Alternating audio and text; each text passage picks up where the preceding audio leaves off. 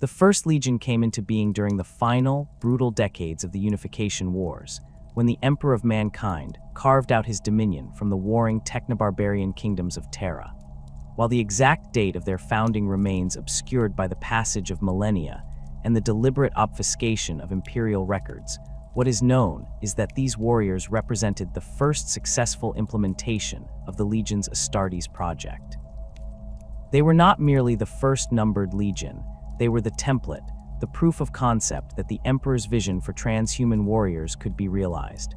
Every gene seed organ, every implantation procedure, every aspect of hypno-doctrination that would later define the Space Marines was first tested and perfected within the bodies and minds of the First Legion's warriors. These proto-Astartes fought alongside the Emperor himself during Terra's final unification, participating in campaigns that saw the last holdouts of old Earth brought to compliance. The Thunder Warriors, those earlier and more unstable gene-enhanced soldiers, were already being phased out, and the First Legion represented the future of the Emperor's military ambitions. Unlike their predecessors, these warriors were built for longevity and stability, designed to prosecute wars not just across a single planet but across the stars themselves. They carried weapons that predated the Age of Strife, technologies recovered from the vaults beneath the Himalaysian mountains and the forge complexes of Mars. Plasma weapons, Volkite chargers, and graviton guns, armaments that would become increasingly rare as the millennia progressed, were standard issue for these first Space Marines. When the Emperor's gaze turned skyward and the Great Crusade began its expansion beyond the Sol system, the First Legion formed the speartip of humanity's reconquest of the galaxy. They fought without a Primarch for decades, led instead by senior commanders who had proven themselves during the Terran campaigns. These early expeditionary fleets encountered horrors that would have broken lesser forces, Xeno's empires that had flourished during humanity's isolation, worlds twisted by warp exposure, and technological nightmares left over from the dark age of technology. The First Legion developed a reputation for absolute thoroughness in their prosecutions. When they declared a world compliant, nothing remained that could threaten the Imperium's hold. No Xeno survived to regroup, no corrupted technology remained functional, no pocket of resistance endured to fester into future rebellion. The world of Caliban lay shrouded in warp storms for much of the Age of Strife. Its human population regressed to a feudal state, dominated by massive forests inhabited by creatures known as the Great Beasts. These monsters defied easy classification. Some appeared to be products of uncontrolled mutation, others seemed almost demonic in nature, and all posed a lethal threat to human habitation. The knightly orders of Caliban had formed to protect the scattered fortress monasteries and settlements, conducting hunts into the forests that could last months and claim dozens of lives for a single beast slain. The greatest of these orders was simply called the Order, and it maintained the largest fortress monastery on the planet at Alderac. The infant Primarch, who would become known as Lionel Johnson, arrived on Caliban in the same manner as his brothers, cast through the warp by forces that sought to deny the Emperor his greatest weapons. The child survived alone in the Death World forests for years, a feat that should have been impossible. He killed great beasts with his bare hands, learned to track and hunt without any human guidance, and developed an instinctive understanding of warfare that transcended anything that could be taught. When Knights of the Order finally discovered him during a hunt, they found a feral youth who moved through the forests like a ghost and had left a trail of dead monsters in his wake. The Knights brought the boy to Alderac, where the Order's leaders undertook his education and civilization. The Primarch learned with frightening speed, absorbing knowledge of combat, strategy, history, and the knightly codes in a fraction of the time it took normal humans. Within a year, he had been given the name Lionel Johnson, the Lion, son of the forest, and had begun accompanying the Order's hunting parties. Within 5 years, he had risen to become one of the Order's foremost knights. Within 10, he had no equal on Caliban. Lionel Johnson revolutionized the war against the great beasts. Where previous generations had fought defensively, protecting settlements and reacting to beast attacks, the Lion advocated for systematic extermination campaigns. He organized the knightly orders into coordinated forces, established supply lines that allowed for extended operations deep in the forests, and personally led hunts that tracked great beasts to their lairs. His closest companion during this period was Luther, a knight who had been among those who first found him in the forest. Luther served as the lion's second in command and helped bridge the gap between the Primarch's sometimes inhuman efficiency and the traditions of Caliban's warrior culture. The hunts grew in scale and ambition. Entire regions of forest were cleared, with the knights establishing fortified positions and pushing deeper into territories that had been considered impassable. The lion demonstrated an uncanny ability to predict beast movements and identify vulnerabilities in creatures that had defied categorization for generations. Some of the greatest monsters of Caliban fell during this period. Creatures whose names had been used to frighten children for centuries were brought down by coordinated attacks that the lion planned with meticulous precision. When the Emperor's fleet finally reached Caliban, the world had been transformed. The great beasts, while not entirely extinct, had been pushed back to the deepest and most remote forests. Human civilization had expanded beyond its fortress monasteries, and the knightly orders had evolved into a planetary military force. The Emperor's recognition of his lost son was immediate, and the reunion between the lion and his gene father proceeded with less ceremony than some of the other Primarch discoveries. The lion understood what he was, what he had been created to be, and accepted his role without the doubt or resistance that characterized some of his brother's responses to their discovery. The First Legion received their Primarch with a mixture of anticipation and apprehension. These were warriors who had fought for decades without their gene father, who had developed their own traditions and methods. The Lion's integration into the Legion's command structure was not seamless. He brought with him knights from Caliban, warriors who had fought beside him against the great beasts, but who lacked the experience of void warfare and Xeno's extermination that defined the Legion's veterans. The solution was to establish Caliban as the Legion's primary recruitment world, and to begin a process of cultural synthesis. The Order's traditions were incorporated wholesale into the First Legion structure. The concept of knightly honor, the emphasis on personal combat prowess, and the organizational frameworks of the Calibanite orders merged with the Legion's existing practices. New recruits from Caliban underwent the same trials their Primarch had championed: hunts in the remaining forests, tests of skill and courage against the surviving great beasts. Those who survived and proved worthy received the gene seed of the lion and began their transformation into Astartes. Luther remained on Caliban to oversee this process, establishing training regimens and ensuring that the world could supply a steady stream of warriors to the Legion's expeditionary fleets. The Dark Angels, as the Legion now called itself, took on an increasingly specialized role during the Great Crusade. The Emperor deployed them against threats that required not just military victory, but complete annihilation. Xeno's empires that had to be removed from the galaxy entirely, human civilizations so corrupted by forbidden technology or warp influence that they could never be brought to compliance, and threats that the Emperor deemed too dangerous to allow any possibility of resurgence. These became the Dark Angels' purview. They developed expertise in combined arms warfare that exceeded even the other Legion's capabilities, coordinating infantry assaults with armor columns, aerial strikes, and naval bombardments with a precision that left no room for enemy survival. The Legion's arsenal reflected their role as the Emperor's ultimate sanction. They maintained access to weapon systems that other Legions rarely saw, technologies from the Dark Age that the Mechanicum released only to the most trusted forces. Plasma weapons of unusual sophistication, graviton cannons capable of crushing tanks into compressed cubes of metal, and void shields miniaturized to the point where individual squads could deploy them. The Dark Angels Techmarines worked closely with Forge Worlds that specialized in recovering and maintaining pre-Imperial technology, ensuring that the Legion could field equipment that gave them decisive advantages in the wars of extermination they prosecuted. The Lion proved to be one of the most effective Primarchs in terms of raw military achievement. He lacked Guilliman's administrative genius and Dorn's gift for fortification, but in the art of destroying the Emperor's enemies, few could match him.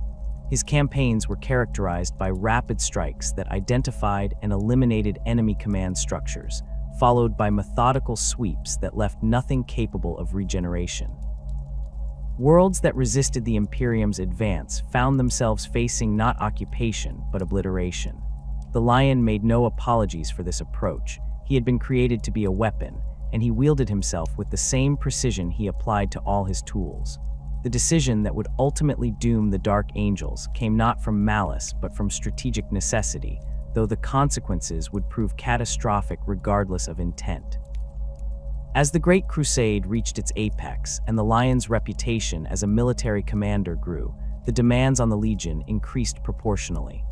Expeditionary fleets required constant reinforcement, new recruits needed training and indoctrination, and Caliban's role as the Legion's primary recruitment world meant maintaining a substantial presence there. The Lion made the choice to leave Luther behind as Lord Cypher of Caliban, tasked with overseeing recruitment, training new initiates, and managing the world's integration into the Imperium's administrative structure. Alongside Luther remained Zahariel, a librarian who had fought beside the Lion during the final hunts against the great beasts, and a significant portion of the Legion's strength, thousands of space marines who would garrison Caliban and train the next generation of Dark Angels. The warriors left behind represented a cross-section of the Legion, but patterns emerged that would later prove significant. Many were Calibanite in origin, knights who had joined the Legion during its early years after the Lion's discovery. Others were Terran-born veterans who had suffered injuries that made them less suitable for frontline combat, but who possessed invaluable experience for training purposes. Some were simply warriors the Lion deemed necessary for the garrison's strength.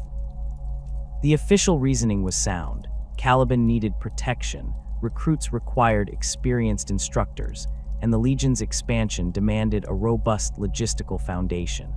Yet the decision created an immediate divide between those who continued to fight alongside the Primarch across the galaxy and those relegated to what increasingly felt like a backwater posting. Luther himself had never undergone the full Astartes transformation. The biological augmentation process had limits, and Luther had been too old when the Emperor arrived on Caliban to receive the complete suite of gene seed implants. He had undergone partial enhancement, treatments that increased his strength and extended his lifespan but left him fundamentally less than a full space marine. This physical disparity, once irrelevant when he fought beside the Lion as brothers in the Order, became a source of private anguish. Luther watched warriors he had trained surpass him in capability, saw Astartes who looked to him for leadership while knowing he could never truly be one of them. The Lion's decision to leave him on Caliban felt like confirmation of inadequacy, regardless of the strategic justifications provided. The garrison's resentment grew slowly, fed by distance and isolation.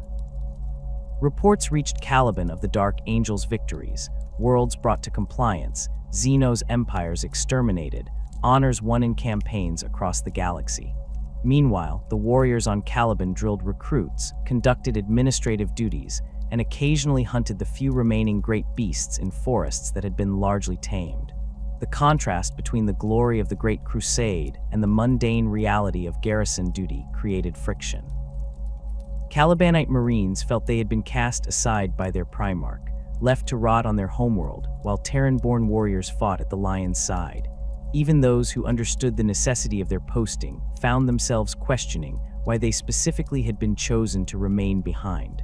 The taint came gradually, so subtle that none recognized it until corruption had already taken root. Caliban's forests had never been fully cleansed of the great beasts, and those creatures had always carried something wrong about them, a quality that defied natural explanation. The deepest forests, the places where even the Lion's systematic extermination campaigns had not reached, held secrets that predated human habitation. Warp contamination had seeped into Caliban during the Age of Strife, leaving marks on the world that mere military victory could not erase. The great beasts had been symptoms of this deeper corruption, and their near extinction had not removed the underlying cause. Zahariel and other librarians in the garrison began noticing anomalies. Psychic phenomena manifested with increasing frequency in the deep forests. Recruits who underwent trials in those regions sometimes returned changed in ways that transcended the normal psychological impact of facing death. The Watchers in the dark, mysterious robed figures who had appeared on Caliban after the Lion's arrival and attached themselves to the Legion grew more active and seemingly agitated. These diminutive beings, never speaking but somehow communicating their concerns, tried to warn of dangers that the Astartes could not yet perceive. Their warnings went largely unheeded. The Dark Angels had more immediate concerns with training schedules, equipment maintenance, and the endless administrative demands of running a Legion homeworld. Luther's fall was not a sudden plunge into damnation, but a gradual erosion of loyalty and faith. Doubt crept in during quiet moments, questions that had no satisfactory answers. Why had the Lion truly left him behind?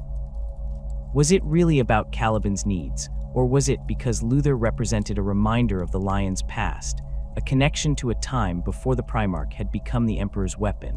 The warriors around Luther voiced similar concerns, and their resentment found a receptive audience in their commander. Discussions that began as legitimate grievances about the garrison's role evolved into something darker. The Imperium's hypocrisy became a topic of conversation, how the Emperor preached enlightenment while prosecuting wars of extermination, how the Great Crusade claimed to unite humanity while destroying any culture that refused to conform. The corruption that infected the garrison did not announce itself with obvious signs.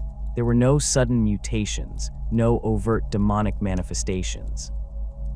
Instead, the taint worked through psychology and emotion, amplifying existing doubts and resentments until they became all-consuming.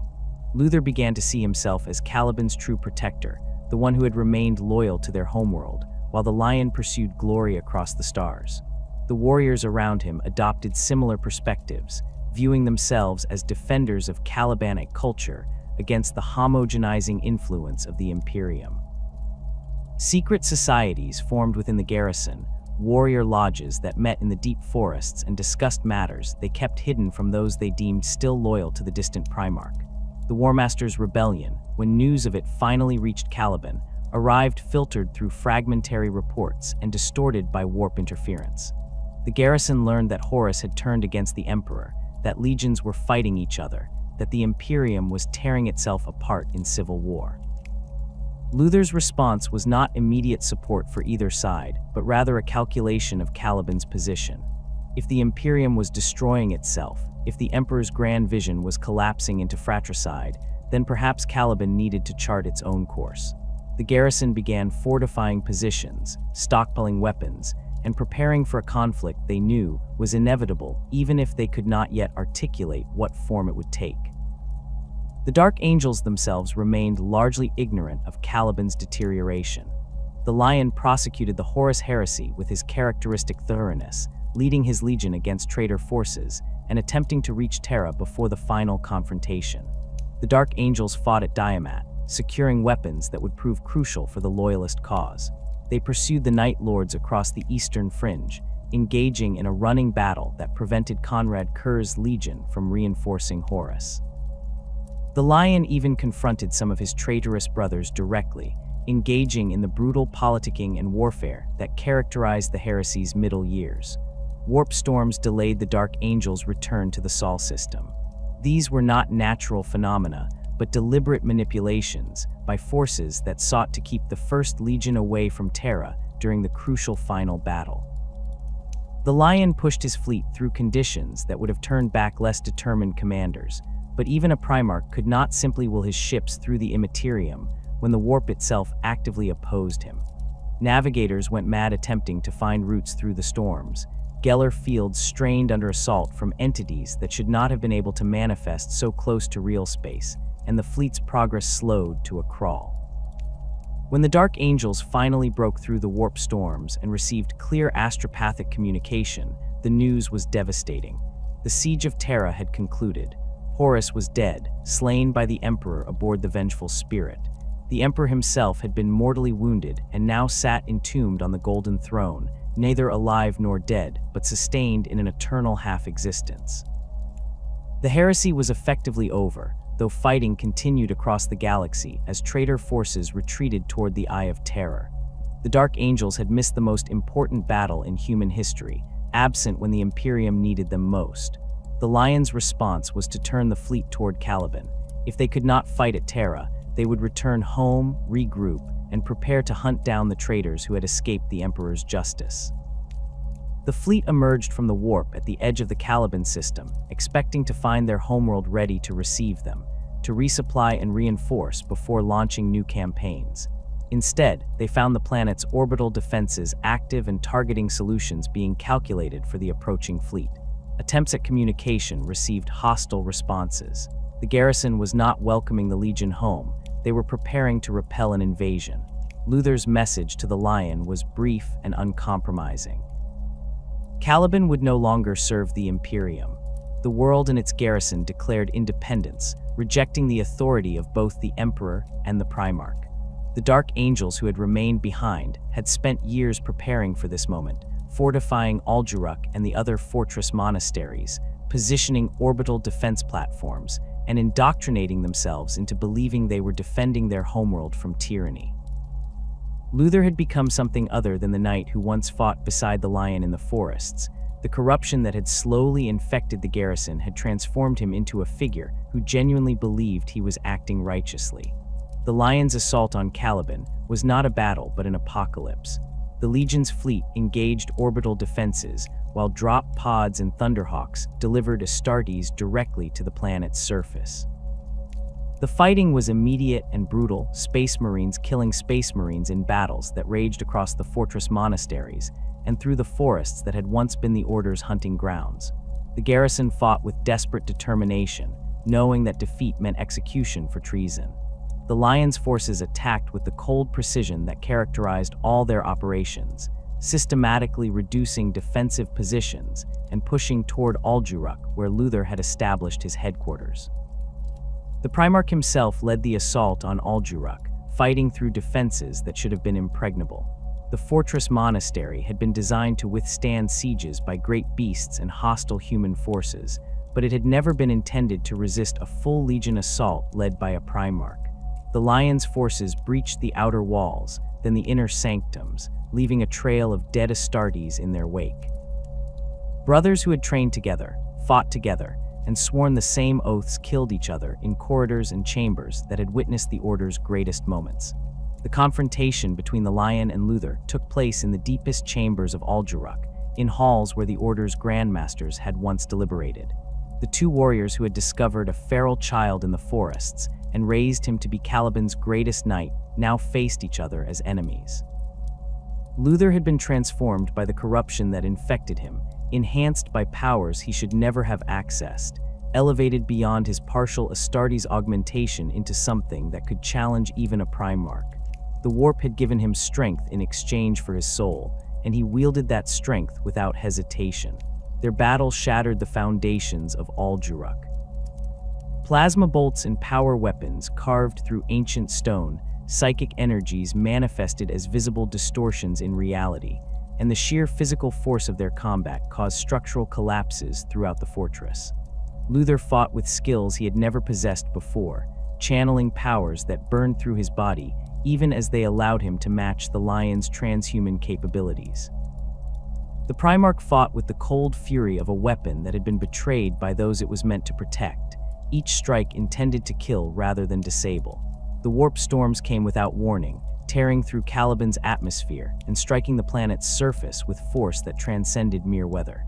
These were not natural phenomena, but manifestations of the Imperium itself, drawn to the psychic resonance of the battle between Primarch and corrupted champion. The storms ripped through the fortress monasteries, tore apart the forests, and cracked the planet's crust. Caliban began breaking apart, massive chunks of the world's surface torn free by forces that defied physical laws. The Dark Angels' fleet in orbit watched in horror as their homeworld died, unable to intervene against destruction operating on a scale beyond any weapon they possessed. The Lion struck Luther down in the final moments before the warp storms consumed Ald'Ruch entirely. The blow should have been fatal, but Luther survived long enough to unleash one final attack, a blast of psychic energy channeled through his dying body with enough force to mortally wound even a Primarch. The Lion fell, his body broken by powers that should never have touched him, and in that moment, the Watchers in the dark emerged from the shadows where they had been observing. These mysterious beings, who had attached themselves to the Dark Angels for reasons they never explained, gathered around the fallen Primarch and began dragging him deeper into the fortress even as it collapsed around them. The surviving Dark Angels searched desperately for their Primarch as Caliban tore itself apart. They found Luther, broken and insane, muttering about forgiveness and damnation in equal measure. They found no trace of the lion. The Watchers in the Dark had taken him into depths beneath Ald'Ruch that the Legion had never known existed, chambers and passages that predated human habitation of Caliban. When the warp storms finally subsided and Caliban's destruction stabilized, all that remained of the world was a massive chunk of rock that contained the ruins of Ald'Ruch and the hidden chambers beneath. This fragment, which the Dark Angels would name the Rock, became their new fortress monastery and mobile base of operations. The warp storms that destroyed Caliban did more than tear a world apart. They scattered the traitor garrison across space and time itself. The Imperium operates by rules that defy conventional physics, and when the storms ripped through the planet's surface, they caught thousands of Dark Angels in their grip and cast them into the warp's chaotic currents. These warriors, who would become known as the Fallen, did not experience a simple journey through the warp.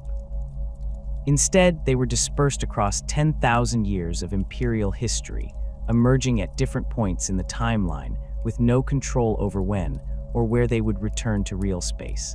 Some materialized in the decades immediately following the heresy, while others would not appear until the 41st millennium. The warp's temporal distortions meant that a Fallen who had been a newly inducted Space Marine during the battle on Caliban might emerge centuries later, having experienced only moments of subjective time, while another veteran of the Great Crusade could appear having lived through decades of warp time that had driven him to the edge of madness. The Dark Angels' first encounter with surviving Fallen came within a decade of Caliban's destruction.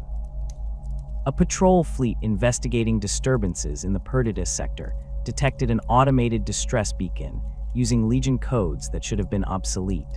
The responding force found a damaged strike cruiser drifting in the void, its systems barely functional, and its hull scarred by what appeared to be warp exposure. Aboard were 17 Dark Angels, who claimed to have been fighting on Caliban mere hours before, despite the fact that years had passed since the planet's destruction. These warriors wore the heraldry of the garrison, and their gene seed authenticated them as genuine Dark Angels. Their leader demanded to know why the fleet was firing on them, apparently unaware that the battle for Caliban had concluded or that they had been declared traitors. The interrogation that followed revealed the terrible scope of what had happened. The Fallen claimed they had been defending Caliban from an unjust assault, that Luther had been protecting their homeworld from the Imperium's tyranny.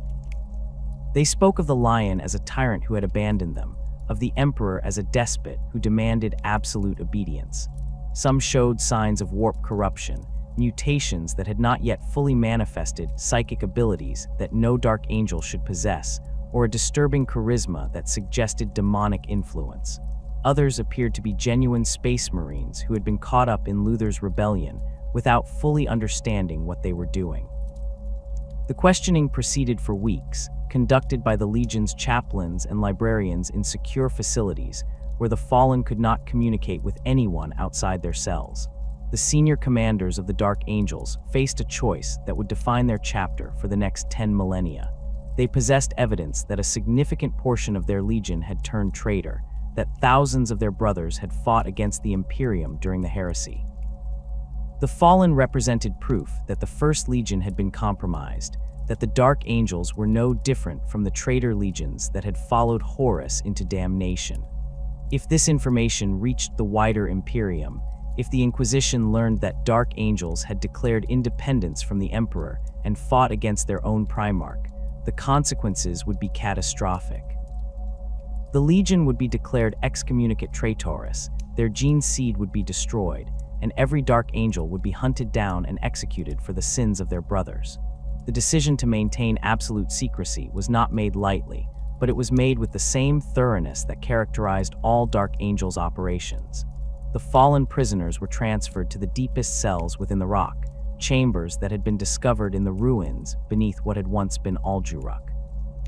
These dungeons existed in sections of the fortress monastery that predated human habitation of Caliban, spaces that the Watchers in the Dark seemed to have prepared specifically for this purpose. The 17 Fallen disappeared from all records, their existence known only to the chapter's senior leadership. The strike cruiser that had carried them was stripped of anything useful and then destroyed, its wreckage scattered across multiple systems to prevent anyone from tracing its origin.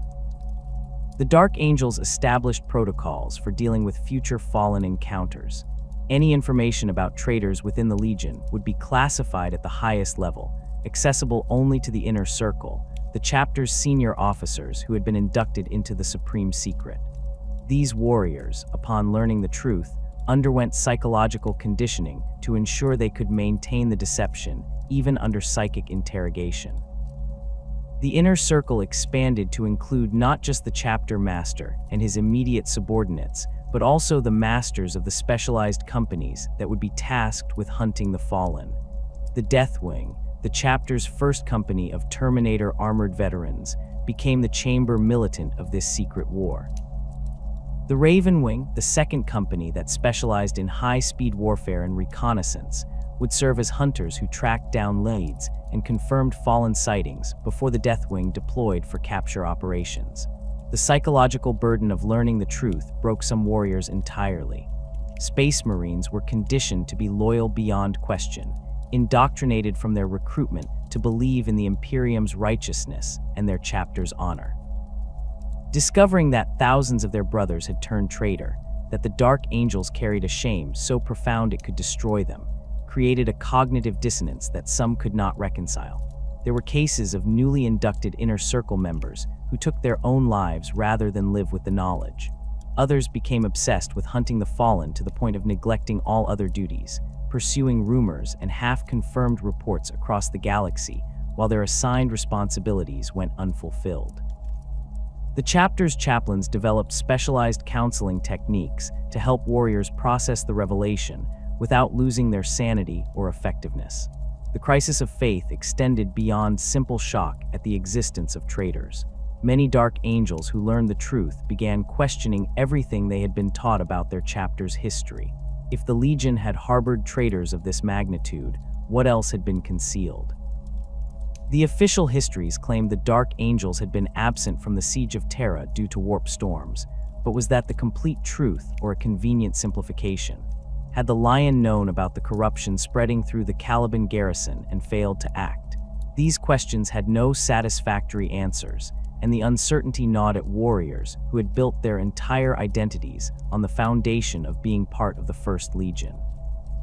The Unforgiven, the term that came to encompass not just the Dark Angels, but also their successor chapters, developed an organizational culture centered entirely on redemption. Every action, every campaign, every decision was evaluated through the lens of whether it brought them closer to capturing all the fallen and finally purging their shame. This obsession manifested in ways that sometimes conflicted with the Imperium's broader strategic needs. Dark Angels forces would abandon battlefields mid-campaign if they received intelligence about fallen sightings, leaving Allied forces without support and objectives incomplete. The chapter became notorious for refusing to explain their actions to outsiders, citing operational security and chapter privileges that dated back to the First Legion's founding. Imperial commanders learned to be wary of requesting Dark Angels' assistance, knowing that the Astartes might disappear without warning if their own agenda took precedence. The lengths to which the Unforgiven would go to prevent their secrets' revelation knew virtually no limits. There were documented cases of Dark Angels firing on Imperial Guard units who had witnessed Fallen in action, eliminating entire regiments to ensure no survivors could report what they had seen. Inquisitors who investigated too closely into Dark Angels' activities sometimes disappeared, their deaths arranged to look like accidents or attributed to Xeno's action. The chapter maintained an extensive intelligence network that monitored inquisitorial communications, looking for any indication that someone was getting too close to the truth. When necessary, the Dark Angels would deploy their most skilled operatives to retrieve or destroy evidence, conducting operations that technically constituted treason against the Imperium they claimed to serve. The Fallen themselves exhibited enormous variation in their corruption and motivations. Some had embraced chaos worship fully, bearing mutations and wielding demonic powers that marked them as irredeemable. These warriors had spent subjective centuries in the warp, experiencing horrors and revelations that transformed them into monsters wearing Dark Angel's colors. Others remained relatively uncorrupted, having emerged from the warp shortly after being scattered, and spent the intervening years simply trying to survive in an Imperium that would execute them if their origins became known. These fallen often had no memory of fighting against the Lion, their last clear recollections being of defending Caliban against what they perceived as an unjust assault. The interrogator chaplains who questioned captured fallen had to determine not just what each prisoner knew, but also what they had become during their time scattered across space and time. The interrogation process itself represented one of the darkest aspects of the Unforgiven's obsession. Captured fallen were taken to the rock's deepest dungeons and subjected to techniques that would have horrified even the Inquisition's most zealous members. The interrogator chaplains used a combination of physical torture, psychic manipulation, and theological argumentation to break their prisoners. The goal was not simply to extract information, but to force the fallen to repent, to acknowledge their treason and beg forgiveness before they died. A fallen who repented was granted the Emperor's peace, a quick death, and the assurance that his gene seed would be cleansed and returned to service. Those who refused to repent faced torment that could last decades, kept alive through a combination of Astartes' physiology and life support systems that prevented them from escaping through death. The supreme irony of the Dark Angel's situation was that their obsessive secrecy and willingness to commit questionable acts in pursuit of the fallen made them appear more suspicious than if they had simply revealed the truth. The Inquisition maintained extensive files on the Dark Angels and their successors, documenting instances where the chapters had behaved in ways that suggested they were hiding something significant. Multiple inquisitors had attempted to investigate the Unforgiven thoroughly, only to encounter stonewalling, misdirection, and in some cases outright hostility. The Dark Angels' insistence on maintaining their secrets at any cost created exactly the kind of behavior that the Inquisition was designed to investigate, trapping the chapter in a cycle where their attempts to hide their shame made them look more guilty of some unknown transgression. The Successor chapters created from Dark Angel's gene seed inherited both the genetic legacy and the terrible burden of the fallen. The Angels of Absolution, Angels of Redemption, Angels of Vengeance, and others all maintained their own inner circles and conducted their own hunts for the fallen. These chapters coordinated with the Dark Angels through encrypted communications and clandestine meetings, sharing intelligence about fallen sightings and jointly planning capture operations. The Unforgiven operated as a legion in all but name, maintaining a level of coordination between chapters that technically violated the Codex Astartes' restrictions on space marine organization. This too represented a risk. If the Inquisition discovered that multiple chapters were operating as a unified force under Dark Angel's leadership, it would trigger investigations that could uncover the truth about the fallen. The rock itself became the physical manifestation of the Dark Angel's burden and their determination to achieve redemption. The fragment of Caliban that survived the planet's destruction contained not just the ruins of Alduruk, but also the hidden chambers where the Lion had been taken by the Watchers in the dark. The Dark Angels searched for their Primarch in the decades following the heresy, exploring passages and rooms that seemed to shift and change when no one was watching. They never found him, but they discovered other things in those depths, artifacts from Caliban's pre-human history, chambers that seemed to have been prepared specifically for containing the fallen, and the continued presence of the Watchers in the dark, who served the chapter in ways that no one fully understood. The rock became a mobile fortress monastery, equipped with warp drives that allowed it to travel across the galaxy in pursuit of the fallen, carrying the chapter's shame and its determination to purge that shame through 10,000 years of obsessive hunting. The fragment of Caliban that survived the planet's destruction measured hundreds of kilometers across, a massive chunk of rock that contained the ruins of Alduruk and the labyrinthine depths beneath it. The Dark Angels claimed this fragment as their fortress monastery, naming it simply the Rock, and began the process of transforming it into a mobile base of operations capable of traversing the galaxy. Techmarines and engine seers from Mars worked for decades to install the necessary systems, plasma reactors powerful enough to sustain a city-sized structure in the void warp drives that could move something of such enormous mass through the Imperium void shields that created protective barriers against both conventional weapons and the hazards of space travel. The exterior was fortified with armor plating meters thick defense laser batteries that could engage enemy vessels at extreme range, and launch bays for the chapter's fleet of strike cruisers and smaller craft. The rock's interior defied conventional architectural logic. The ruins of Alduruk occupied the upper levels, their shattered halls and chambers rebuilt and repurposed into command centers, training facilities, armories, and living quarters for the chapter's warriors. Below these reconstructed sections lay passages and rooms that had survived Caliban's destruction intact, their ancient stone walls bearing carvings that predated human settlement of the world. These deeper levels formed a maze of corridors that twisted back on themselves, staircases that led to chambers at impossible angles, and doors that opened onto spaces larger than should have been able to fit within the rock's physical dimensions. Dark angels who ventured into these depths without proper guidance sometimes disappeared for days, emerging disoriented and unable to accurately describe the route they had taken. The deepest levels of the rock contained the dungeons where captured fallen were imprisoned and interrogated. These cells existed in sections that the chapter's techmarines could not explain through conventional engineering, chambers carved from rock that seemed older than Caliban itself, with walls that absorbed sound and light in ways that defied measurement. The dungeons were arranged in a descending hierarchy, with the least corrupted fallen held in the upper cells where they received relatively humane treatment, while those who had fully embraced chaos occupied the lowest levels where the barriers between reality and the warp grew thin. The interrogator chaplains who worked in these depths reported phenomena that suggested the rock itself was somehow alive or at least aware, passages that changed configuration between visits, cells that seemed to know what form of confinement would most effectively contain their occupants, and a persistent sense of being observed by entities that remained just beyond perception.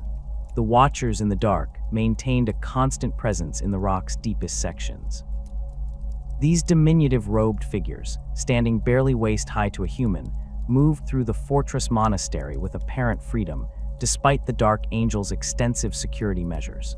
They appeared in chambers that should have been sealed, observed interrogations from shadows that contained no obvious hiding places, and occasionally intervened in ways that suggested they possessed knowledge the lacked.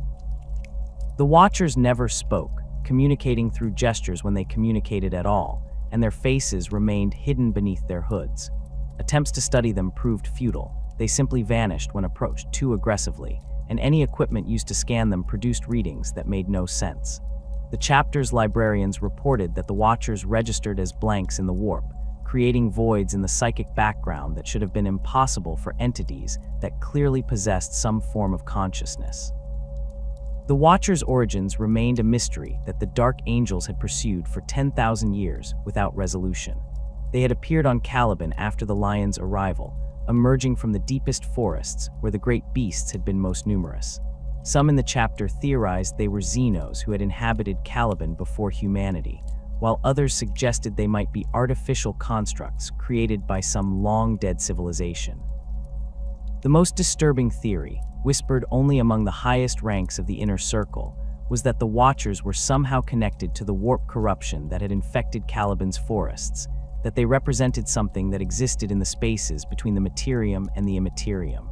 Whatever their nature, the Watchers had demonstrated absolute loyalty to the Dark Angels, intervening at crucial moments to protect the chapter or guide them toward captured fallen. They had saved the Lion after his battle with Luther, dragging the mortally wounded Primarch into depths that the chapter had never been able to relocate, and they continued to serve as guardians of secrets that even the Inner Circle did not fully understand. The Inner Circle itself represented the organizational structure through which the Dark Angels maintained their supreme secret. At its apex sat the Supreme Grand Master, the chapter master who bore ultimate responsibility for both the chapter's military operations and the hunt for the fallen. Below him served the Grand Masters who commanded the specialized companies, the Master of the Deathwing who led the first company's Terminator armored veterans, the Master of the Ravenwing who directed the second company's high-speed reconnaissance and strike operations, and the Masters of the Battle companies who prosecuted the chapter's conventional warfare obligations. These officers formed the core of the Inner Circle, the warriors who possessed complete knowledge of the fallen and the authority to make decisions about how the hunt would be conducted. Induction into the Inner Circle proceeded through a series of revelations that gradually exposed a warrior to the full truth. A dark angel who had proven himself through decades of service might be promoted to sergeant and given command of a tactical squad, at which point he would receive the first hints that the chapter harbored secrets beyond the official histories.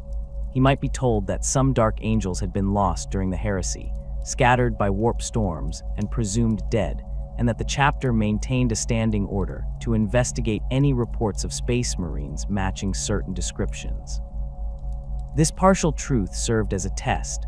Officers observed how the sergeant processed this information, whether he could maintain operational security and continue to function effectively while carrying knowledge that contradicted what he had been taught as a scout. Further promotions brought deeper revelations.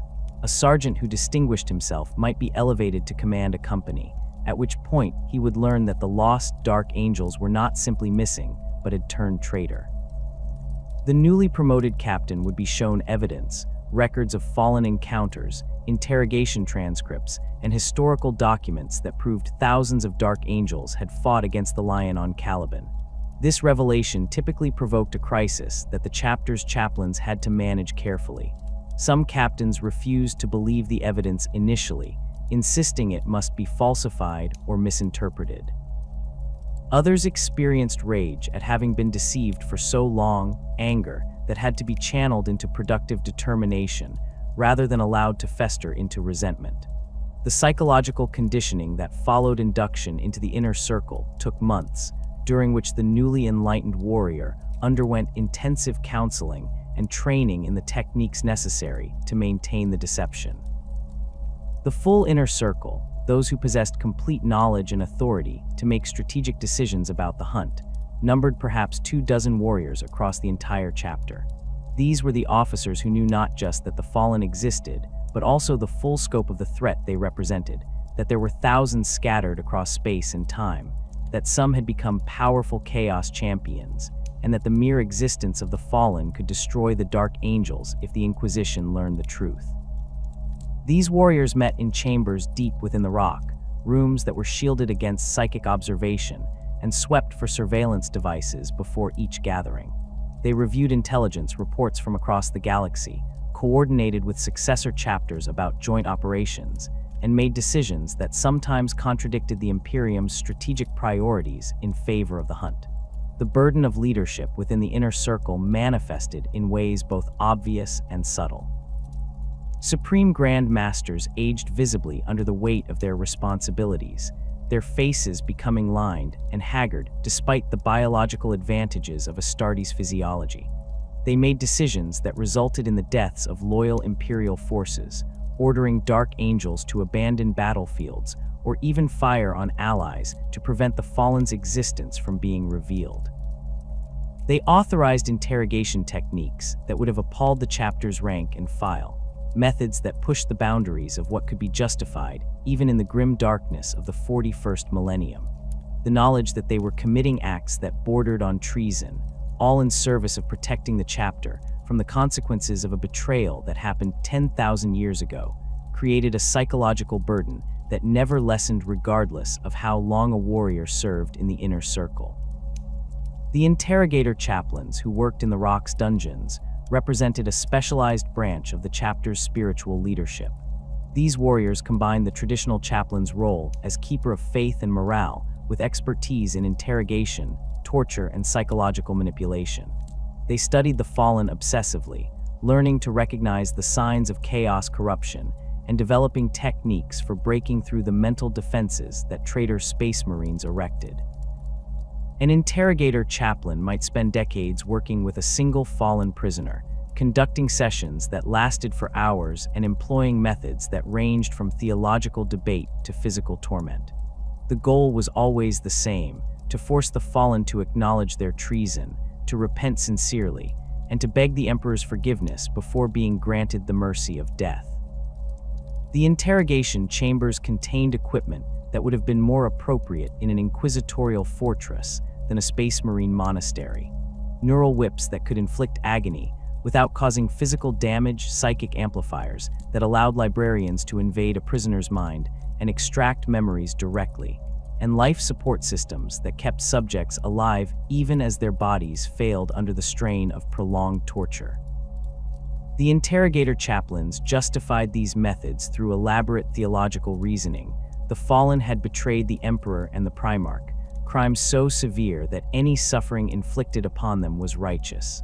A fallen who repented demonstrated that some spark of loyalty remained in their soul, proof that the emperor's light could penetrate even the deepest corruption. Those who refused to repent after years of interrogation were considered beyond redemption, their continued existence serving only as opportunities for the interrogator chaplains to refine their techniques. The psychological toll on the interrogator chaplains themselves was immense. These warriors spent their entire service surrounded by traitors, listening to justifications for betrayal and arguments against the Imperium that sometimes contained uncomfortable truths. They witnessed the depths of chaos corruption firsthand, saw what their own brothers had become after exposure to the warp's influence, and had to maintain their own faith while systematically destroying the faith of others. The chapter's leadership monitored interrogator chaplains closely for signs of corruption or psychological breakdown, rotating them out of the dungeons periodically to serve in more conventional roles and provide psychological relief from the constant exposure to darkness. The Rock's command centers coordinated not just the Dark Angel's operations, but also the activities of all the Unforgiven Successor chapters. Encrypted communications arrived constantly from across the galaxy, reporting fallen sightings or requesting assistance with capture operations. The chapter maintained detailed records of every known fallen, tracking their movements across 10,000 years and building profiles that documented their capabilities, corruption level, and known associates. These records occupied entire data vaults within the Rock, their contents accessible only to the inner circle and protected by security measures that included both technological safeguards and psychic wards. The loss of these records would be catastrophic, potentially allowing Fallen to operate without the Unforgiven's knowledge and making it impossible to coordinate the hunt effectively. The Watchers in the Dark served as guardians of the Rock's most sensitive areas, appearing to prevent unauthorized access to chambers that contained evidence of the Fallen or secrets about the chapter's history.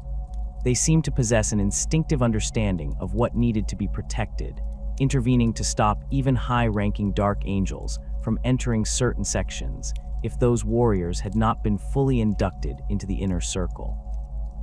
Their methods of prevention varied. Sometimes they simply stood in doorways, their diminutive forms somehow preventing Space Marines from passing, while other times they caused equipment failures or created psychic disturbances that made areas temporarily inaccessible. The chapter had learned through 10 millennia of experience that attempting to force past the Watchers' restrictions inevitably failed, and that the mysterious being's judgment about who should access what information had never proven wrong.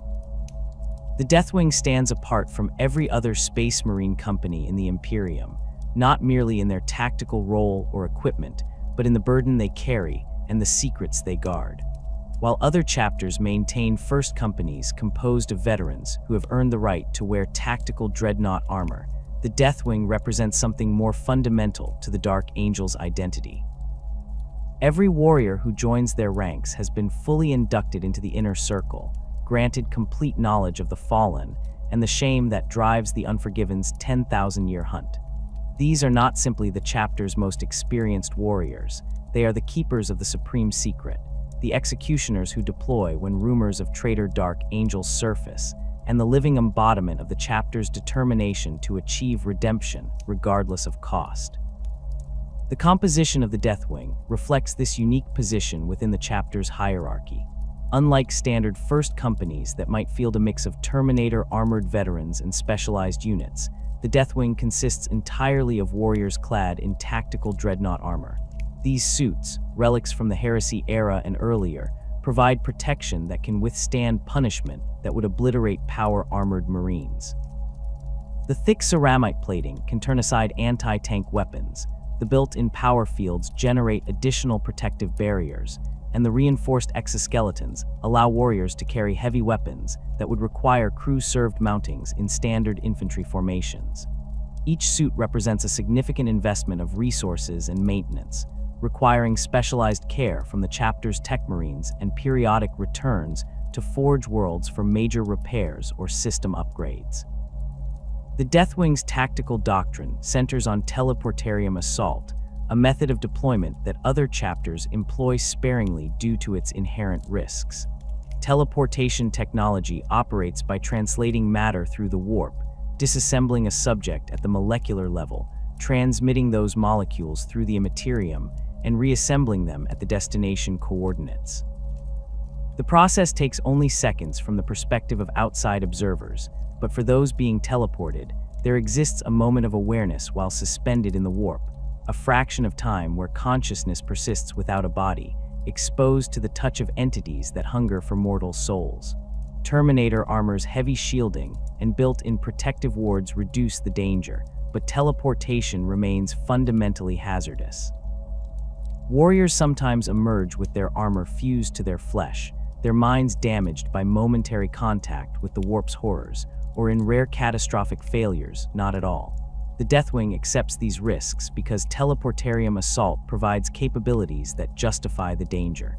They can deploy directly into enemy command centers, materializing inside fortifications that would take days to breach through conventional assault.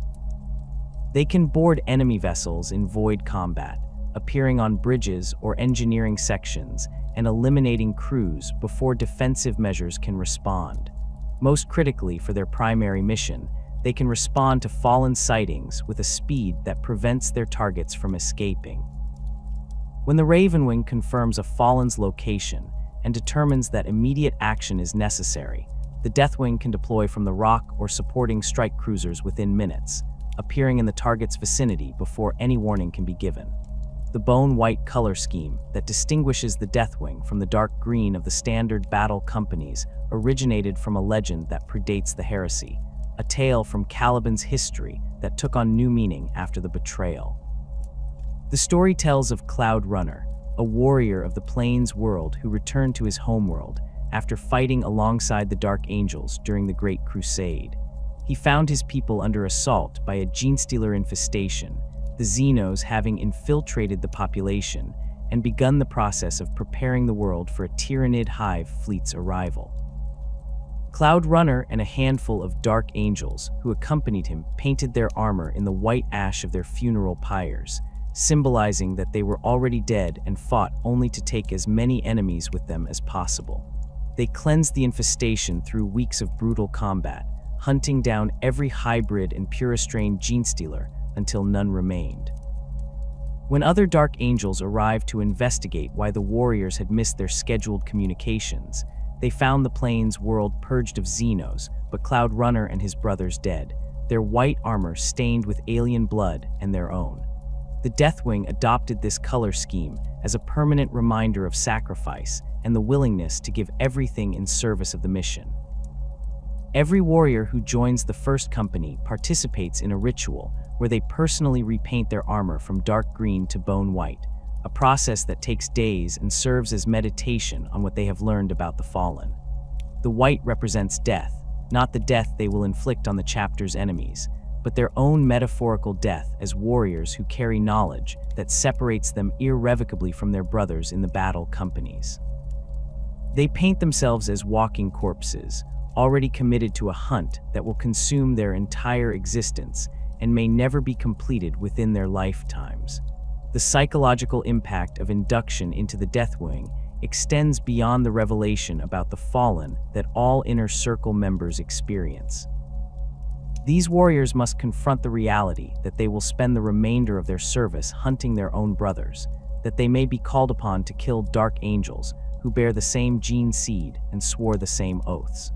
They train in techniques specifically designed for combating traitor Astartes, studying the fighting styles that the Legion employed during the Great Crusade and learning to counter the advantages that chaos corruption might provide their targets. This training includes exposure to the kinds of mutations and psychic abilities that corrupted Fallen might manifest, preparing them for enemies who can move with unnatural speed, shrug off wounds that should be fatal, or employ sorcery that violates the laws of physics. The Deathwing's equipment reflects their specialized role and the chapter's willingness to provide them with the best weapons available. Storm Bolters, the standard armament for Terminator armored warriors, fire mass reactive rounds at a rate that can shred infantry formations and suppress heavier targets. Power Fists crackle with disruptive energy fields that can punch through tank armor or crush enemy warriors inside their protective suits. Assault cannons spin up to firing speeds that transform them into rotary weapons capable of sustained fire that rivals vehicle-mounted systems. Cyclone missile launchers, mounted on the shoulders of Terminator suits, provide anti-armor capability and allow the Deathwing to engage targets at ranges beyond their standard weapons' effective distances. Beyond these standard armaments, the Deathwing maintains access to weapons that other chapters rarely see. Plasma cannons that can melt through fortress walls, heavy flamers that project streams of burning promethium across entire corridors, and chain fists whose whirring teeth can cut through bulkheads or the armor plating of enemy vehicles. The chapter's armory contains relics from the Great Crusade era, weapons that bear the personal heraldry of warriors who fought alongside the Lion, whose machine spirits have been awakened and maintained across 10,000 years. These weapons are assigned to squad sergeants and veterans who have proven themselves in combat against the fallen, physical symbols of the chapter's history and the unbroken chain of warriors who have pursued redemption. The Deathwing Knights represent an elite within an elite, veterans selected from the first company who have demonstrated not just martial prowess, but absolute psychological resilience and unwavering loyalty to the Inner Circle's mission. These warriors form the personal guard of the Supreme Grand Master and serve as champions of the Inner Circle, deploying when the most dangerous Fallen are encountered, or when operations require warriors who can be trusted with the most sensitive aspects of the hunt. The Knights wear modified Terminator armor, decorated with the robes and heraldry of Caliban's ancient knightly orders, visual links to the chapter's origins that remind them of the traditions they defend and the honor that was betrayed on their homeworld. The weapons carried by the Deathwing Knights reflect their status and the specialized nature of their role. Maces of Absolution, power weapons shaped like the ceremonial maces carried by Caliban's knight commanders, generate disruption fields strong enough to shatter armor and pulp flesh with single strikes. These weapons are particularly effective against heavily armored opponents, their impact force multiplied by the power fields to levels that can stagger even other Terminators. Flails of the Unforgiven, chain weapons whose heads contain multiple whirring blades, can strike multiple targets in a single attack or focus their cutting power against a single opponent to devastating effect. The Knights practice with these weapons for decades before being deemed ready for combat deployment, mastering techniques that allow them to fight in the confined spaces where Fallen are often cornered while avoiding injury to their battle brothers. The Deathwing Knights' most distinctive feature is their storm shields, massive protective barriers that can withstand fire that would destroy lesser defenses. These shields incorporate technology that dates back to the Dark Age of technology, generating layered energy fields that dissipate incoming attacks across multiple defensive planes. A Deathwing Knight can advance through fire that would force standard Terminators to seek cover, their shields absorbing plasma bolts and melta beams while they close with enemies. In formation, the Knights present an advancing wall of protection that allows other Deathwing squads to maneuver under cover of their shields, creating tactical flexibility that transforms the first company from a purely offensive force into one capable of both assault and defensive operations. The deployment patterns of the Deathwing reflect the dual nature of their mission, they must fulfill the chapter's obligations to the Imperium while remaining ready to respond immediately to any fallen sighting. This creates operational tensions that the chapter's leadership must constantly manage. A Deathwing squad might be assigned to support a campaign against an Orc invasion, providing heavy assault capability that proves decisive in breaching enemy fortifications, when intelligence arrives about a possible fallen presence 3 sectors away. The squad will be recalled immediately, often without explanation, to the Imperial commanders who were depending on their support. The Dark Angels have developed a reputation for these sudden departures, and other Imperial forces have learned to plan operations with the assumption that Dark Angels' support might vanish without warning. The Deathwing's quarters within the rock occupy sections adjacent to the dungeons where captured fallen are held, a deliberate arrangement that ensures the First Company remains constantly aware of their primary mission.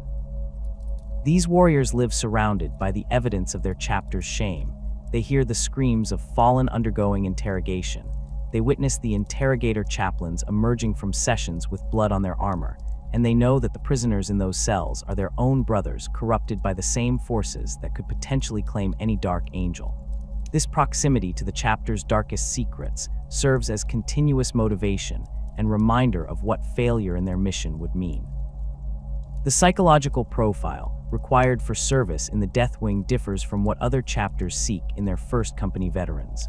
The Dark Angels need warriors who can maintain absolute operational security even under extreme stress, who possess the mental discipline to carry knowledge that contradicts everything they were taught as scouts and neophytes, and who can kill their own brothers without hesitation when the mission demands it.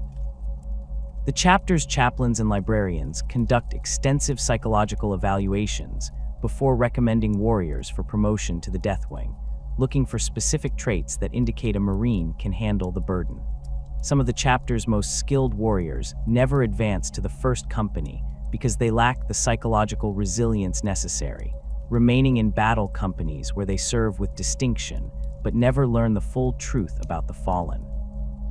The Deathwing maintains its own fleet of strike cruisers and support vessels, allowing them to operate independently of the main chapter when necessary.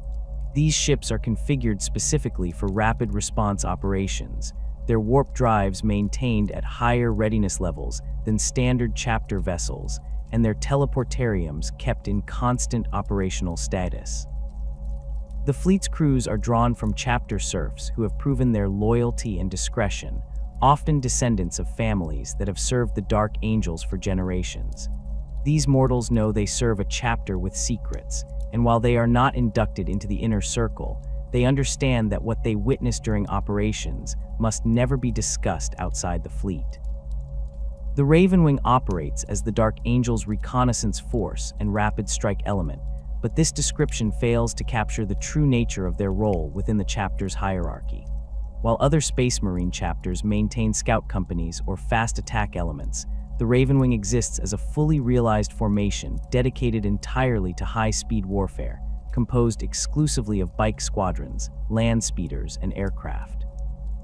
No other chapter in the Adeptus Astartes fields a company structured in this manner. The tactical doctrine of most Space Marine forces treats bikes and speeders as supporting elements distributed across multiple companies, but the Dark Angels concentrate these assets into a single formation that operates with a unity of purpose and tactical flexibility unmatched anywhere else in the Imperium. The Second Company's organization reflects decades of refinement following the heresy, when the Dark Angels recognized they needed dedicated hunters capable of pursuing leads across entire sectors and responding to fallen sightings before their targets could disappear into the galaxy's vastness. Standard Space Marine companies, built around tactical squads supported by specialist elements, lacked the speed necessary for this mission.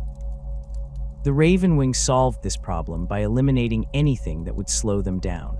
Every warrior in the company rides to battle, whether on bikes that can cross continents in hours, land speeders that skim above terrain at speeds conventional vehicles cannot match, or aircraft that provide both reconnaissance capability and devastating close air support.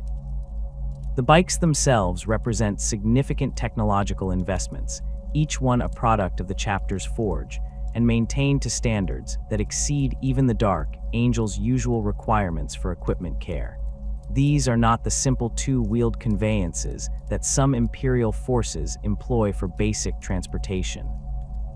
A Ravenwing bike incorporates anti-grav technology that reduces its effective weight, allowing it to achieve speeds that would tear apart conventional motorcycles and enabling it to traverse terrain that would stop wheeled vehicles entirely. The engines produce thrust through a combination of conventional combustion and plasma acceleration, their output carefully balanced to provide both raw speed and the maneuverability necessary for combat operations. Weapons mounts integrate twin-linked bolters into the bike's frame, synchronized to the rider's targeting systems, and capable of laying down suppressive fire while the warrior maintains full control of his vehicle. Ravenwing Marines train for years before being deemed ready for combat deployment with the Second Company. The skills required go far beyond what standard Space Marine training provides. A warrior must learn to fight while moving at speeds where reaction times are measured in fractions of seconds, where a moment's inattention means collision with obstacles or enemy fire. They practice shooting while their bikes accelerate, brake, and corner at velocities that would disorient unaugmented humans. The training includes high-speed pursuit scenarios, where squads hunt targets across varied terrain, learning to coordinate their movements and maintain formation integrity, even when individual warriors must deviate from planned routes to avoid hazards.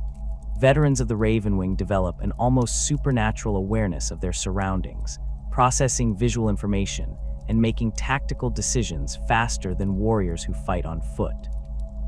The land speeders that support the bike squadrons provide firepower that individual Marines cannot carry while maintaining the mobility the company requires. These anti-grav vehicles hover on repulsor fields, skimming across battlefields at speeds that match or exceed the bikes, while mounting weapons that can engage both ground targets and aircraft. Heavy bolters provide sustained fire against infantry and light vehicles, their ammunition feeds capable of maintaining fire for extended periods without reloading. Multi-meltas project beams of thermal energy that can melt through tank armor or reduce fortifications to slag, though their relatively short range requires speeder pilots to close with targets in ways that expose them to return fire. Assault cannons transform speeders into mobile weapons platforms capable of shredding entire squads with sustained rotary fire. The Ravenwing's aircraft component consists primarily of variants of the Nephilim jet fighter and the Dark Talon, specialized designs that exist nowhere else in the Imperium's arsenals.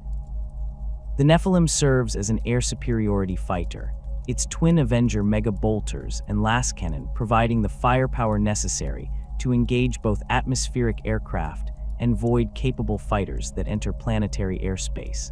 The craft's engines allow it to operate effectively at both supersonic speeds and in the slower, more maneuverable flight regimes necessary for close air support.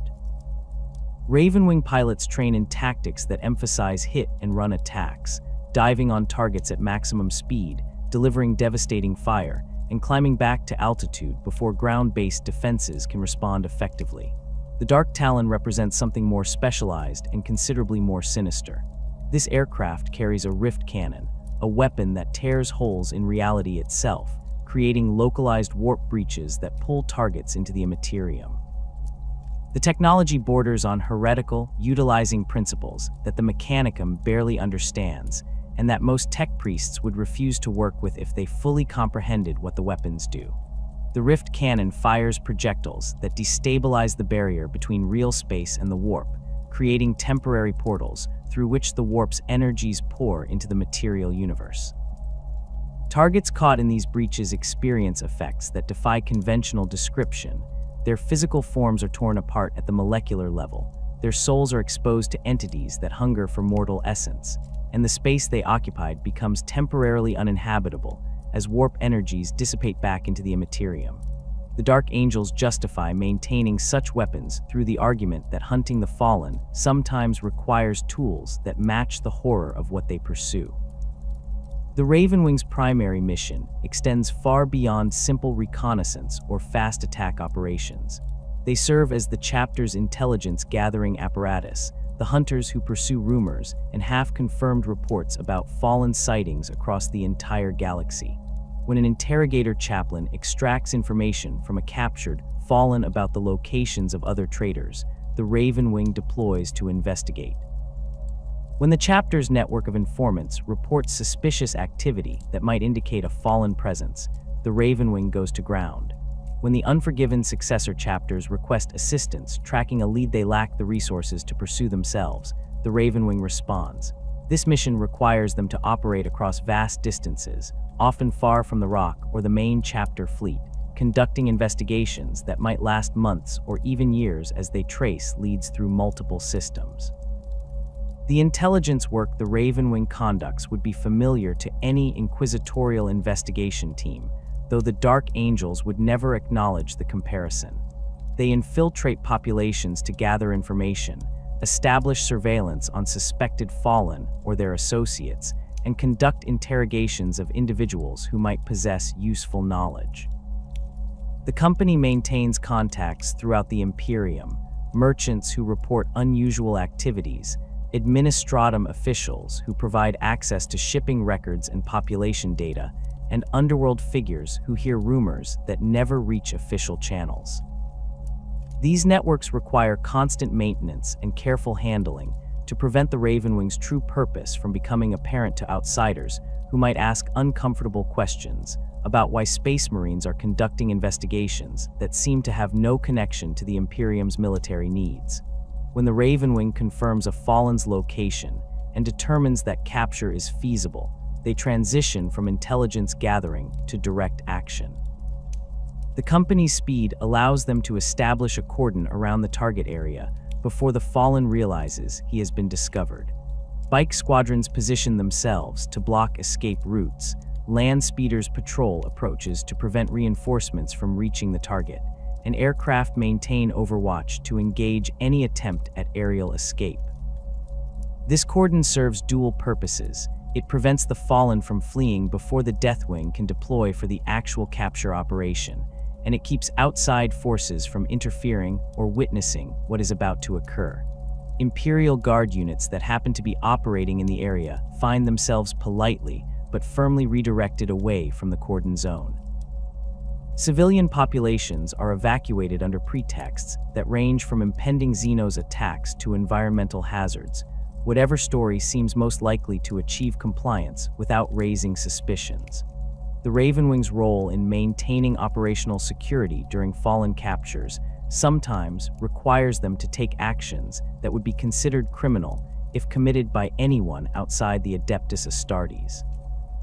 They have fired on Imperial forces that refused to withdraw from cordon zones, destroyed evidence that might reveal what they were hunting, and eliminated witnesses who saw too much during capture operations. These incidents are carefully managed to appear as accidents or the results of enemy action, with the Raven Wing's involvement obscured through misdirection and the destruction of records. The company's warriors understand that their mission's secrecy takes precedence over almost any other consideration, and they execute orders to eliminate witnesses with the same cold efficiency they bring to combat against the Imperium's conventional enemies. The Black Knights form the Raven Wing's inner circle, veterans who have been fully inducted into the knowledge of the fallen and who know the true purpose behind every hunt the company conducts. These warriors ride specialized Corvex pattern bikes, machines that incorporate technology recovered from the Dark Age and maintained by the chapter's most skilled tech marines. The Corvex bikes mount plasma talons, weapons that project bolts of superheated matter capable of melting through power armor or destroying light vehicles. The plasma technology makes these weapons temperamental and dangerous to their users. A containment failure can result in catastrophic feedback that kills the weapon's operator, but the Black Knights accept this risk in exchange for firepower that gives them decisive advantages in combat. The Black Knights serve as the Raven Wing's command element, and as specialists deployed when standard bike squadrons encounter resistance they cannot overcome through speed and mobility alone. They wear robes over their power armor black fabric that marks them as members of the inner circle, and that serves practical purposes in concealing their movements during reconnaissance operations. The robes also carry symbolic weight, visual links to the knightly traditions of Caliban that remind the Black Knights of the honor they defend and the shame they work to purge. Each Black Knight has proven himself through years of service in the Raven Wing, demonstrating not just martial skill, but also the psychological resilience necessary to carry the burden of truth while continuing to function as an effective warrior and leader. The process of induction into the Black Knights follows the same pattern as advancement to the Deathwing, though tailored to the Raven Wing's specific needs.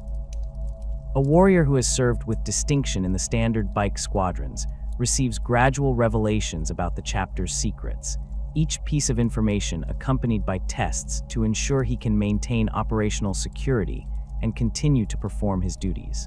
The final revelation, the complete truth about the Fallen and the betrayal on Caliban, comes only after the warrior has demonstrated absolute reliability.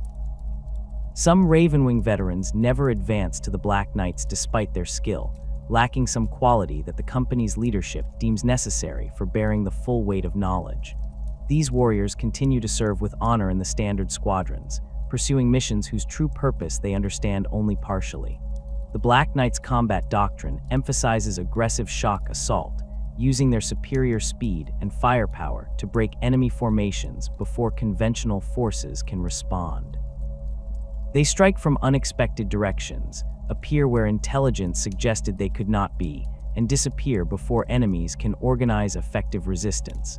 This approach works particularly well when hunting Fallen who have surrounded themselves with cultists or mercenary forces. The Black Knights can punch through these defensive screens, isolate the Fallen from his support, and hold him in place until the Deathwing arrives to conduct the actual capture. The Plasma Talons prove especially effective against traitor Astartes, their output calibrated to overwhelm the energy dissipation capabilities of power, armor, and force, Fallen to seek cover rather than stand and fight. The Ravenwing maintains its own support structure within the chapter, including Tech Marines who specialize in the maintenance of high-speed vehicles and apothecaries trained to treat injuries specific to mounted combat. The Tech Marines work constantly to keep the company's bikes and speeders operational, performing maintenance that ranges from routine oil changes and weapons calibration to complete engine rebuilds and the replacement of anti-grav systems damaged in combat. The work never ends. Every mission results in where that must be addressed. Every engagement produces damage that requires repair, and the demanding nature of high-speed operations means equipment failures that would be minor inconveniences for standard infantry can prove fatal for Ravenwing warriors. The company's Tech Marines have developed expertise that exceeds what most chapters possess. Their knowledge of vehicle systems and high-speed combat engineering making them valuable resources that the chapter sometimes loans to successor chapters conducting their own hunts for the Fallen. The Ravenwing's operational tempo exceeds what most Space Marine companies maintain. While battle companies might spend months between major engagements, conducting training and maintenance during downtime, the Ravenwing operates almost continuously. There are always leads to investigate, rumors to track down, and surveillance operations to conduct. The company's warriors become accustomed to extended deployments far from the Rock, living out of their strike cruisers and conducting operations across multiple systems before returning to the Fortress Monastery for refit and reinforcement. This constant operational status creates wear not just on equipment, but on the warriors themselves. Ravenwing Marines develop a particular mindset, always alert for signs of Fallen presence, viewing every mission through the lens of whether it might provide intelligence useful for the hunt. The relationship between the Ravenwing and the Deathwing reflects the complementary nature of their missions. The second company finds the Fallen, confirms their locations, and establishes the conditions necessary for capture. The first company conducts the actual assault, deploying via teleportarium to seize targets before they can escape or be killed in the fighting. This division of labor requires extensive coordination and mutual trust. The Ravenwing must provide accurate intelligence and maintain their cordon despite whatever resistance they encounter, while the Deathwing must trust that the targets they are teleporting into are actually Fallen rather than cases of mistaken identity that could expose the chapter's secrets. The two companies trained together regularly, conducting exercises that simulate fallen capture operations and refining the procedures through which they hand off missions from reconnaissance to assault. The Ravenwing's heraldry and iconography emphasize their role as hunters operating in the darkness. The company's color scheme consists entirely of black armor, a stark contrast to the dark green worn by the battle companies and the bone white of the Deathwing. This black serves practical purposes during reconnaissance operations, making Ravenwing warriors harder to spot during night operations or when they need to observe targets without being detected. The color also carries symbolic weight. The Ravenwing operates in the shadows of the chapter's history, hunting enemies whose very existence must remain secret, conducting a war that the Imperium cannot acknowledge. They are the darkness that hunts in darkness, pursuing traitors through a galaxy that must never learn what they are truly seeking. The second founding that followed the Horus Heresy saw the Dark Angels Legion divided into multiple chapters, a process mandated by the Codex Astartes that Robute Guilliman had written to prevent any single military leader from commanding the kind of force that could threaten the Imperium itself. The First Legion's gene seed created the Angels of Absolution, Angels of Redemption, and Angels of Vengeance, each inheriting not just the biological legacy of Lionel Johnson, but also the terrible burden of knowledge about the fallen. These successor chapters received their founding warriors from the original Legion, veterans who had fought during the Great Crusade and survived the heresy, and with those warriors came the complete truth about what had transpired on Caliban. The newly created chapters could not escape their heritage. They were dark angels in all but name, bound to the same mission of redemption and sworn to the same secrecy that defined their parent legion. The Angels of Absolution established their fortress monastery on the world of Allhallow, a planet located in Segmentum Obscurus that provided both strategic positioning for operations across the northern reaches of the Imperium and the isolation necessary for maintaining the secrets they carried. The chapter's founding cadre included warriors who had been present during the final battle on Caliban, veterans who witnessed firsthand the destruction of their homeworld and the scattering of the traitor garrison. These Marines brought with them not just combat experience, but also detailed knowledge of which of their brothers had turned traitor, information that formed the foundation of the chapter's contribution to the collective hunt. The Angels of Absolution maintain their own Deathwing and Ravenwing equivalents, though they designate these formations with different titles that reflect their chapter's particular interpretation of the redemptive mission. The theological position that gives the Angels of Absolution their name stems from their belief that the sins of the fallen belong to those individual traitors rather than being inherited by all dark angels. This interpretation provides psychological relief from the crushing guilt that characterizes the parent chapter's mindset, allowing the Angels of Absolution to function with a clarity that sometimes eludes their more shame-burdened cousins. They hunt the fallen with the same determination as the Dark Angels, but they do so viewing themselves as executors of justice rather than penitents seeking redemption for crimes they did not commit. This distinction might seem subtle to outsiders, but within the Unforgiven, it represents a significant philosophical divide. The Angels of Absolution's approach has occasionally created friction with the Dark Angels' leadership, particularly when the Supreme Grand Master expects levels of self-sacrifice that the Angels of Absolution consider unnecessary given their theological stance. The Angels of Redemption took a different path, establishing themselves on a fleet-based operational model that allows them to range across the galaxy in pursuit of their mission without being tied to a single world.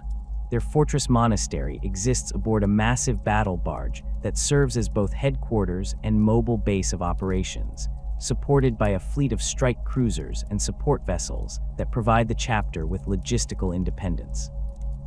This organizational choice reflects the chapter's founding leadership's assessment that hunting the fallen would require maximum flexibility and the ability to respond to leads regardless of where they originated. The Angels of Redemption have developed expertise in void combat and boarding actions that exceeds even the Dark Angels' capabilities in these areas, their warriors training constantly in the close quarters fighting that characterizes ship-to-ship warfare. The chapter's name reflects an even more intense focus on the redemptive mission than the parent legion maintains. The Angels of Redemption view themselves as already damned by association with the fallen, believing that only through the complete eradication of every traitor can they hope to achieve salvation. This theological position creates warriors who fight with a desperation that borders on suicidal, accepting casualties that other chapters would consider unacceptable in pursuit of objectives related to the hunt. The Angels of Redemption have earned a reputation for ferocity that makes even other Unforgiven uncomfortable. Their willingness to sacrifice everything in pursuit of a single fallen, sometimes resulting in Pyrrhic victories where the target is captured, but entire squads are lost in the process.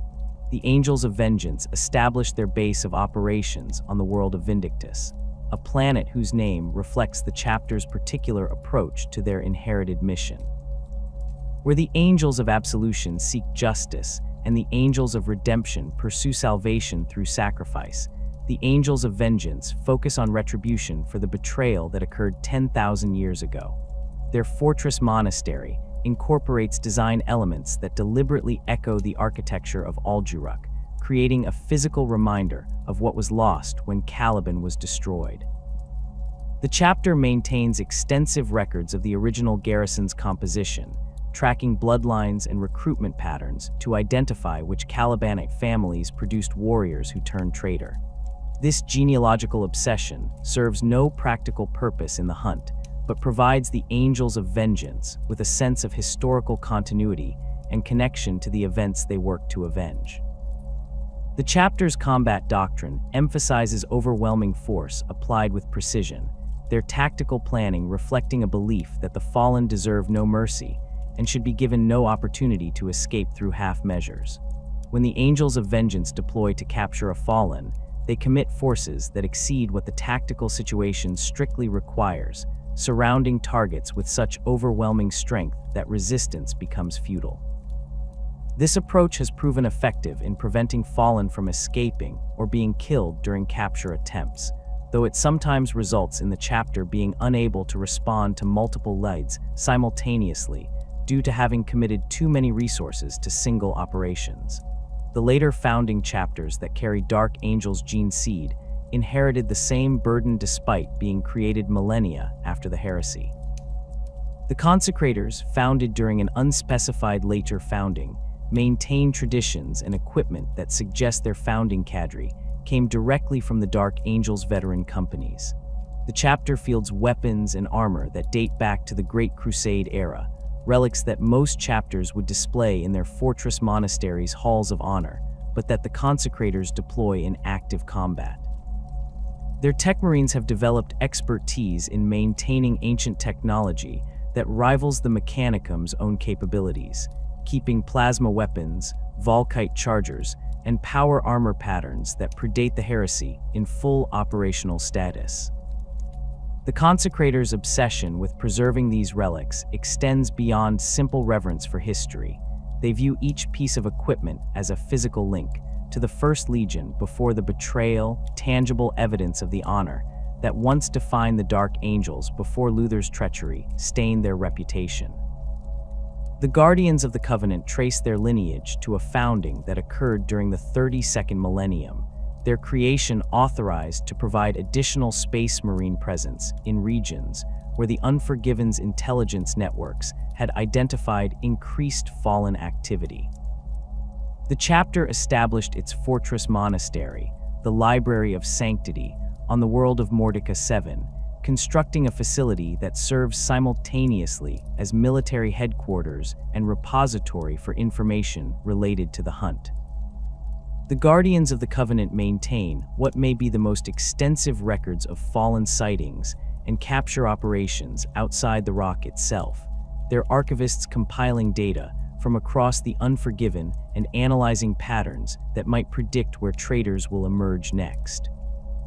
The chapter's leadership includes an unusually high proportion of librarians, psychic warriors, who use their abilities to search for traces of warp corruption that might indicate fallen presence, and who maintain astropathic communication networks that allow the Unforgiven to coordinate across vast distances.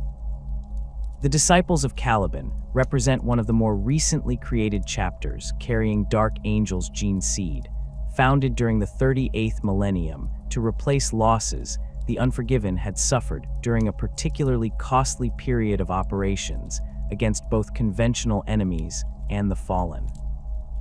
The chapter's name reflects their commitment to preserving the traditions of their genetic heritage, and their fortress monastery incorporates recovered stones from Caliban itself, fragments of the destroyed world that the Dark Angels provided to emphasize the new chapter's connection to their shared history. The Disciples of Caliban have developed a reputation for aggressive pursuit of any light related to the Fallen, their relative youth as a chapter translating into an eagerness to prove themselves worthy of their heritage through success in the hunt. Each Successor chapter maintains its own equivalents of the Deathwing and Ravenwing, though they employ different names and sometimes slight variations in organization or tactical doctrine. The Angels of Absolution's first company wears bone-white armor like the Deathwing, but calls itself the Guardians of Redemption, while their second company of bike-mounted warriors bears the title Sable Swords and wears black armor decorated with white trim that distinguishes them from the parent chapter's Ravenwing. The Angels of Redemption's elite formations use the titles Redeemed and Shadow Wardens, their terminology reflecting the chapter's particular theological interpretation of the redemptive mission.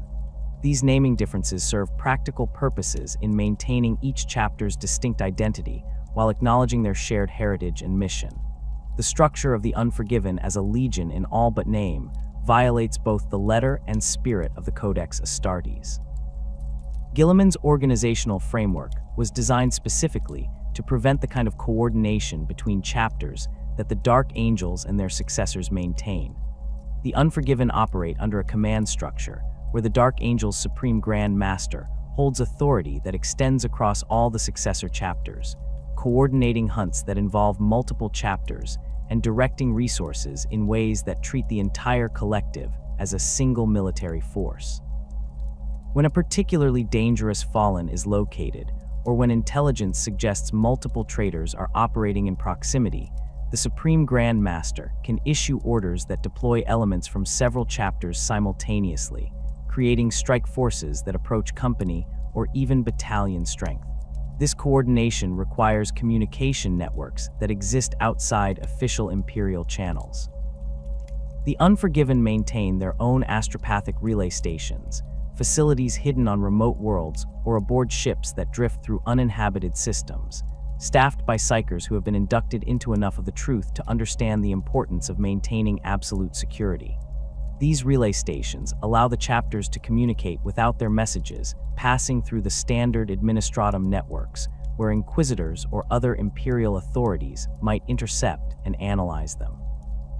The encryption methods employed by Unforgiven astropaths utilize techniques that predate the Imperium itself, codes based on mathematical principles from the dark age of technology that resist conventional cryptanalysis.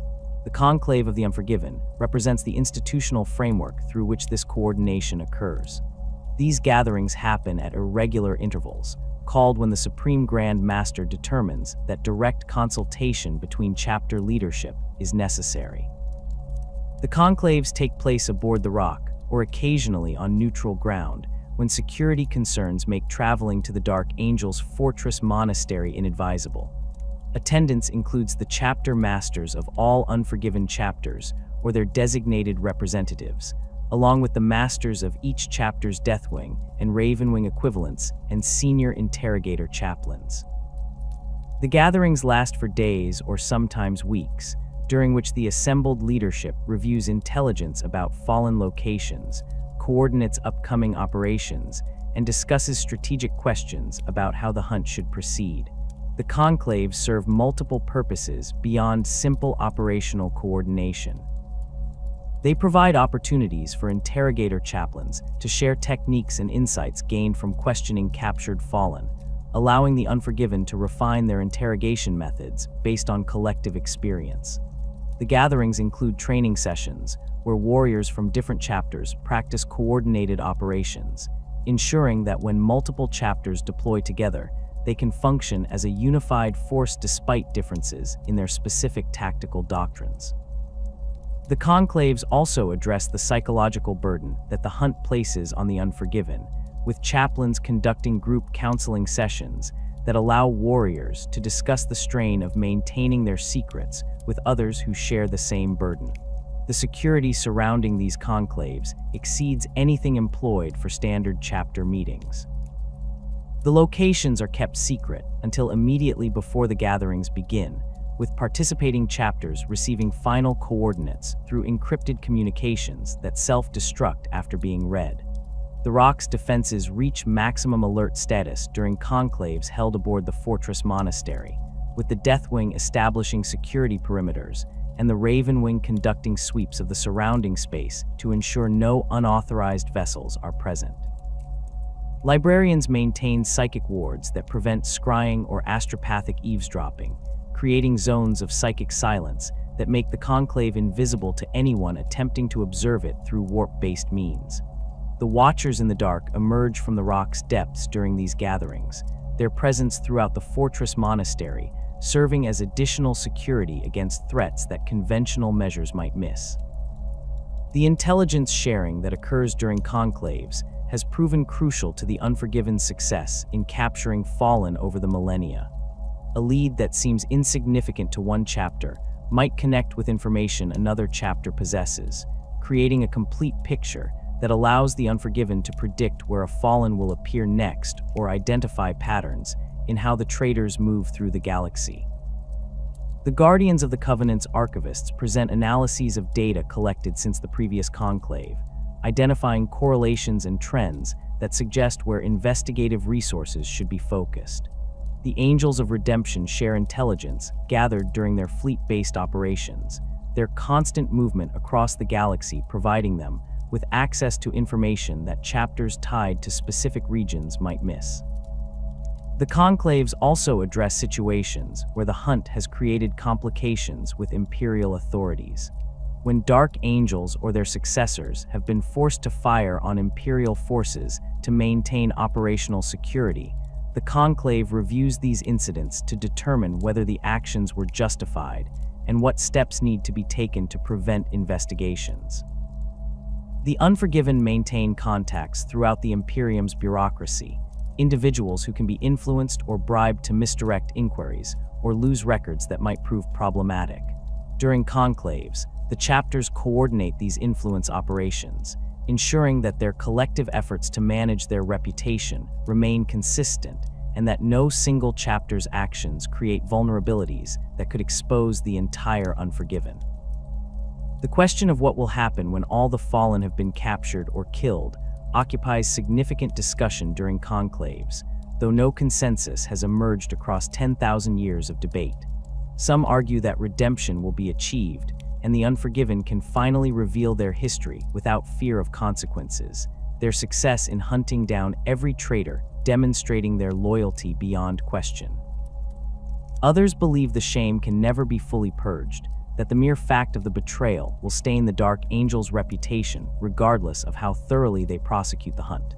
The most pessimistic voices suggest that the hunt itself has become the point, that the Unforgiven have built their entire identity around pursuing the Fallen and would face an existential crisis if that mission ever actually concluded. The Successor chapter's relationships with their parent legion vary in warmth and closeness. The Angels of Absolution maintain somewhat distant ties, their theological differences creating friction that prevents the complete unity of purpose the Supreme Grand Master sometimes desires. The Angels of Vengeance operate in close coordination with the Dark Angels, their shared emphasis on retribution creating natural alignment in tactical and strategic thinking.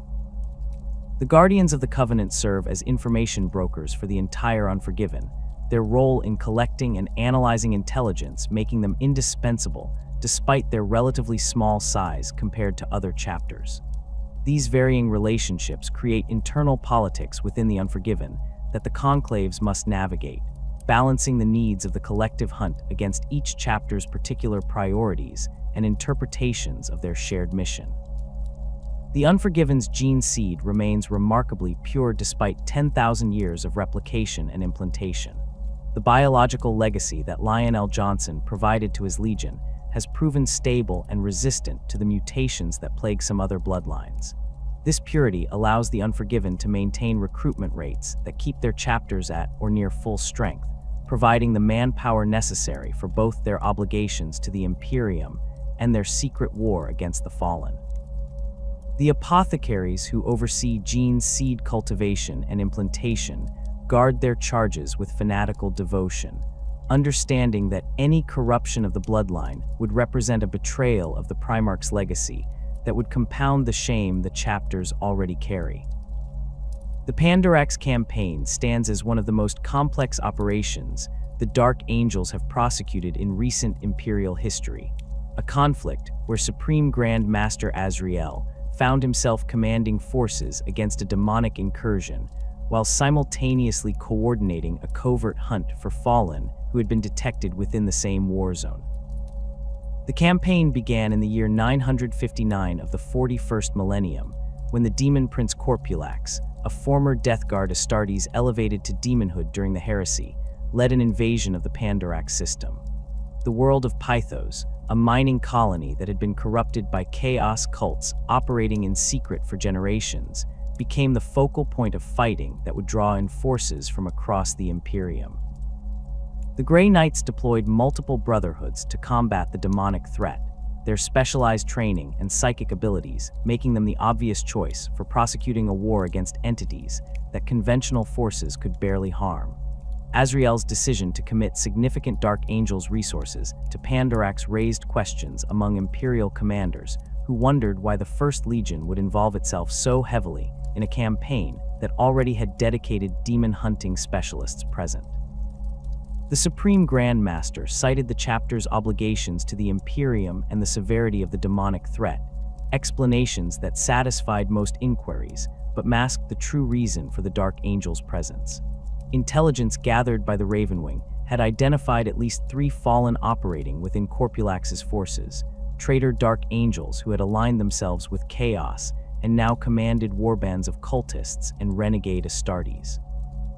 The opportunity to capture multiple Fallen in a single operation was too valuable to ignore, even if it meant deploying into a war zone where the Dark Angels' actions would be observed by the Grey Knights, warriors whose psychic abilities and investigative training made them potentially dangerous witnesses to anything unusual. The Dark Angels established their command post in the ruins of Attica, one of Pythos' primary hive cities that had been partially destroyed during the initial demon assault. From this position, Azrael coordinated both the official campaign against Corpulax's forces and the covert hunt for the Fallen, a balancing act that required him to maintain the appearance of full cooperation with allied forces while secretly diverting resources to objectives that had nothing to do with the demonic incursion. The Supreme Grand Master assigned specific units to track the Fallen's movements through the war zone, using the chaos of battle as cover for reconnaissance operations that would have seemed inexplicable if their true purpose had been known. Ravenwing squadrons ranged across Pythos' ash wastes and through the ruins of its hive cities, ostensibly conducting reconnaissance for the main Imperial force, but actually searching for signs of the traitor Dark Angels. The campaign's complexity increased when one of the Fallen, a former sergeant named Varial who had turned to Nurgle worship during his centuries in the Warp, led a warband in an assault on an Imperial Guard position that the Dark Angels had been ordered to reinforce. Azrael faced an immediate tactical dilemma. Allowing the guard position to fall would result in Imperial casualties and potentially compromise the wider campaign, but committing forces to its defense risked killing Varial in the fighting rather than capturing him alive for interrogation. The Supreme Grand Master made the decision to reinforce the guard position with sufficient strength to hold it while simultaneously deploying Deathwing Terminators via teleportarium to isolate Varial from his warband. The operation succeeded in capturing the Fallen, but the extraction required the Dark Angels to abandon their positions defending the guard forces at a critical moment, resulting in casualties that could have been prevented if the Astartes had maintained their commitment to the defensive line. The Grey Knights noticed these tactical inconsistencies, their battle leaders questioning why Dark Angel's units would withdraw from positions they had been holding successfully, or why certain objectives that seemed strategically insignificant received disproportionate attention from Azrael's forces. Brother Captain Epimetheus, who commanded one of the Grey Knights' brotherhoods deployed to Pandarax, personally approached Azrael to discuss coordination between their forces and to inquire about the Dark Angel's operational priorities. The Supreme Grand Master deflected these questions through a combination of appeals to chapter sovereignty and references to intelligence he claimed to possess about chaos force dispositions that required the Dark Angels to operate with tactical flexibility. Epimetheus accepted these explanations, though reports suggest he remained suspicious about what the Dark Angels were truly pursuing on Pythos. The hunt for the other two Fallen continued throughout the campaign, complicated by the fact that they had integrated themselves into Corpulax's command structure deeply enough that isolating them for capture without alerting the Demon Prince proved extremely difficult. One of the traitors, a former librarian who had developed significant psychic powers during his time serving Chaos, maintained position near Corpulax himself, serving as an advisor and sorcerer whose abilities contributed to the Demon Prince's tactical planning. The Dark Angels could not simply teleport Deathwing into Corpulax's headquarters. The psychic wards and demonic entities protecting the location would have destroyed any force attempting such an assault. Instead, Azrael coordinated a series of operations designed to draw Corpulax's forces into engagements that would separate the fallen librarian from his patron, creating opportunities for capture that never quite materialized before the Demon Prince recognized the pattern and adjusted his dispositions.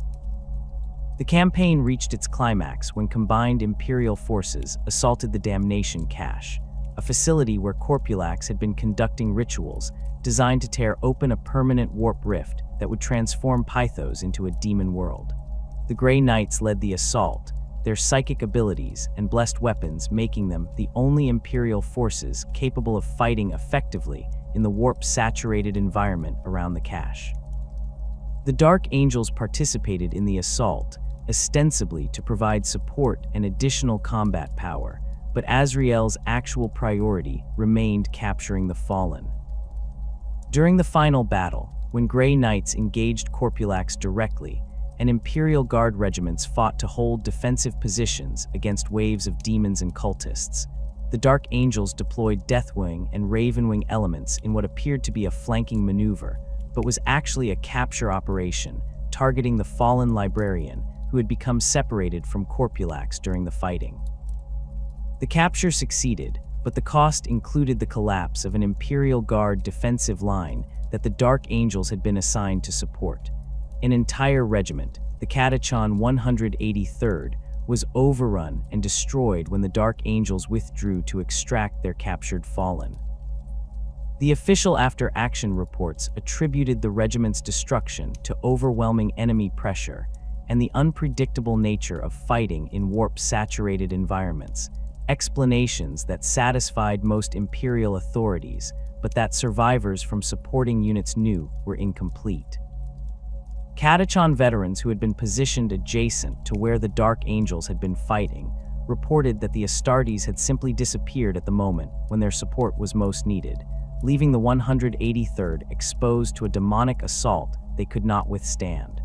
The third Fallen escaped capture during the Pandarax campaign, disappearing when Corpulax's forces retreated after the Demon Prince's banishment.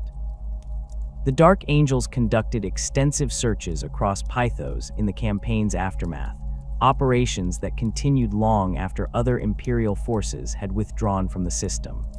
These searches disrupted the planet's reconstruction efforts and created friction with the Administratum officials who had been assigned to oversee Pythos's return to Imperial compliance.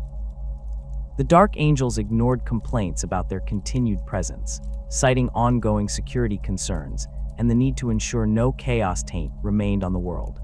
The real searches focused on any trace of where the escaped Fallen might have gone, interrogations of captured cultists who might have information about the traitors' movements, and investigations into whether any ships had departed Pythos during the final stages of fighting that could have carried the Fallen to other systems. The Pandarax campaign exemplified the operational tensions that define the Dark Angels' prosecution of wars where their dual objectives conflict. Azrael had to maintain the appearance of full commitment to the Imperial war effort while secretly prioritizing objectives related to the Fallen hunt. He made decisions that resulted in Imperial casualties, diverted resources from strategically important operations to pursue targets whose significance he could not explain to Allied commanders, and conducted operations whose true purpose had to remain hidden from forces fighting alongside his chapter. The Grey Knight's presence complicated everything, their psychic abilities and investigative training making them dangerous observers who might notice inconsistencies that other Imperial forces would miss. The campaign succeeded in its official objective. Corpulax was banished, and Pythos was saved from becoming a demon world, but it also demonstrated how the Dark Angels' obsession with the Fallen could compromise their effectiveness in conventional military operations.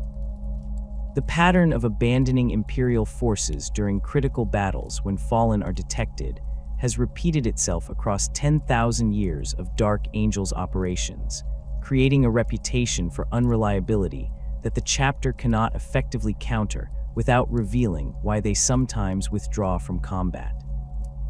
During the Vraxian Crusade, a Dark Angels strike force that had been providing crucial support to Death Corps of Krieg regiments assaulting a fortress complex suddenly withdrew without explanation, leaving the Kriegers to complete the assault without Astartes' support. The withdrawal occurred because Ravenwing reconnaissance had identified a Fallen operating 3 systems away, intelligence that required immediate response before the target could disappear. The Death Corps completed their assault successfully despite the Dark Angels' absence, but casualties were significantly higher than projections had suggested they would be with continued Astartes support. The chapter of the Howling Griffins filed formal complaints with the Administratum after Dark Angels' forces abandoned a joint operation on the world of Honorum without warning or explanation.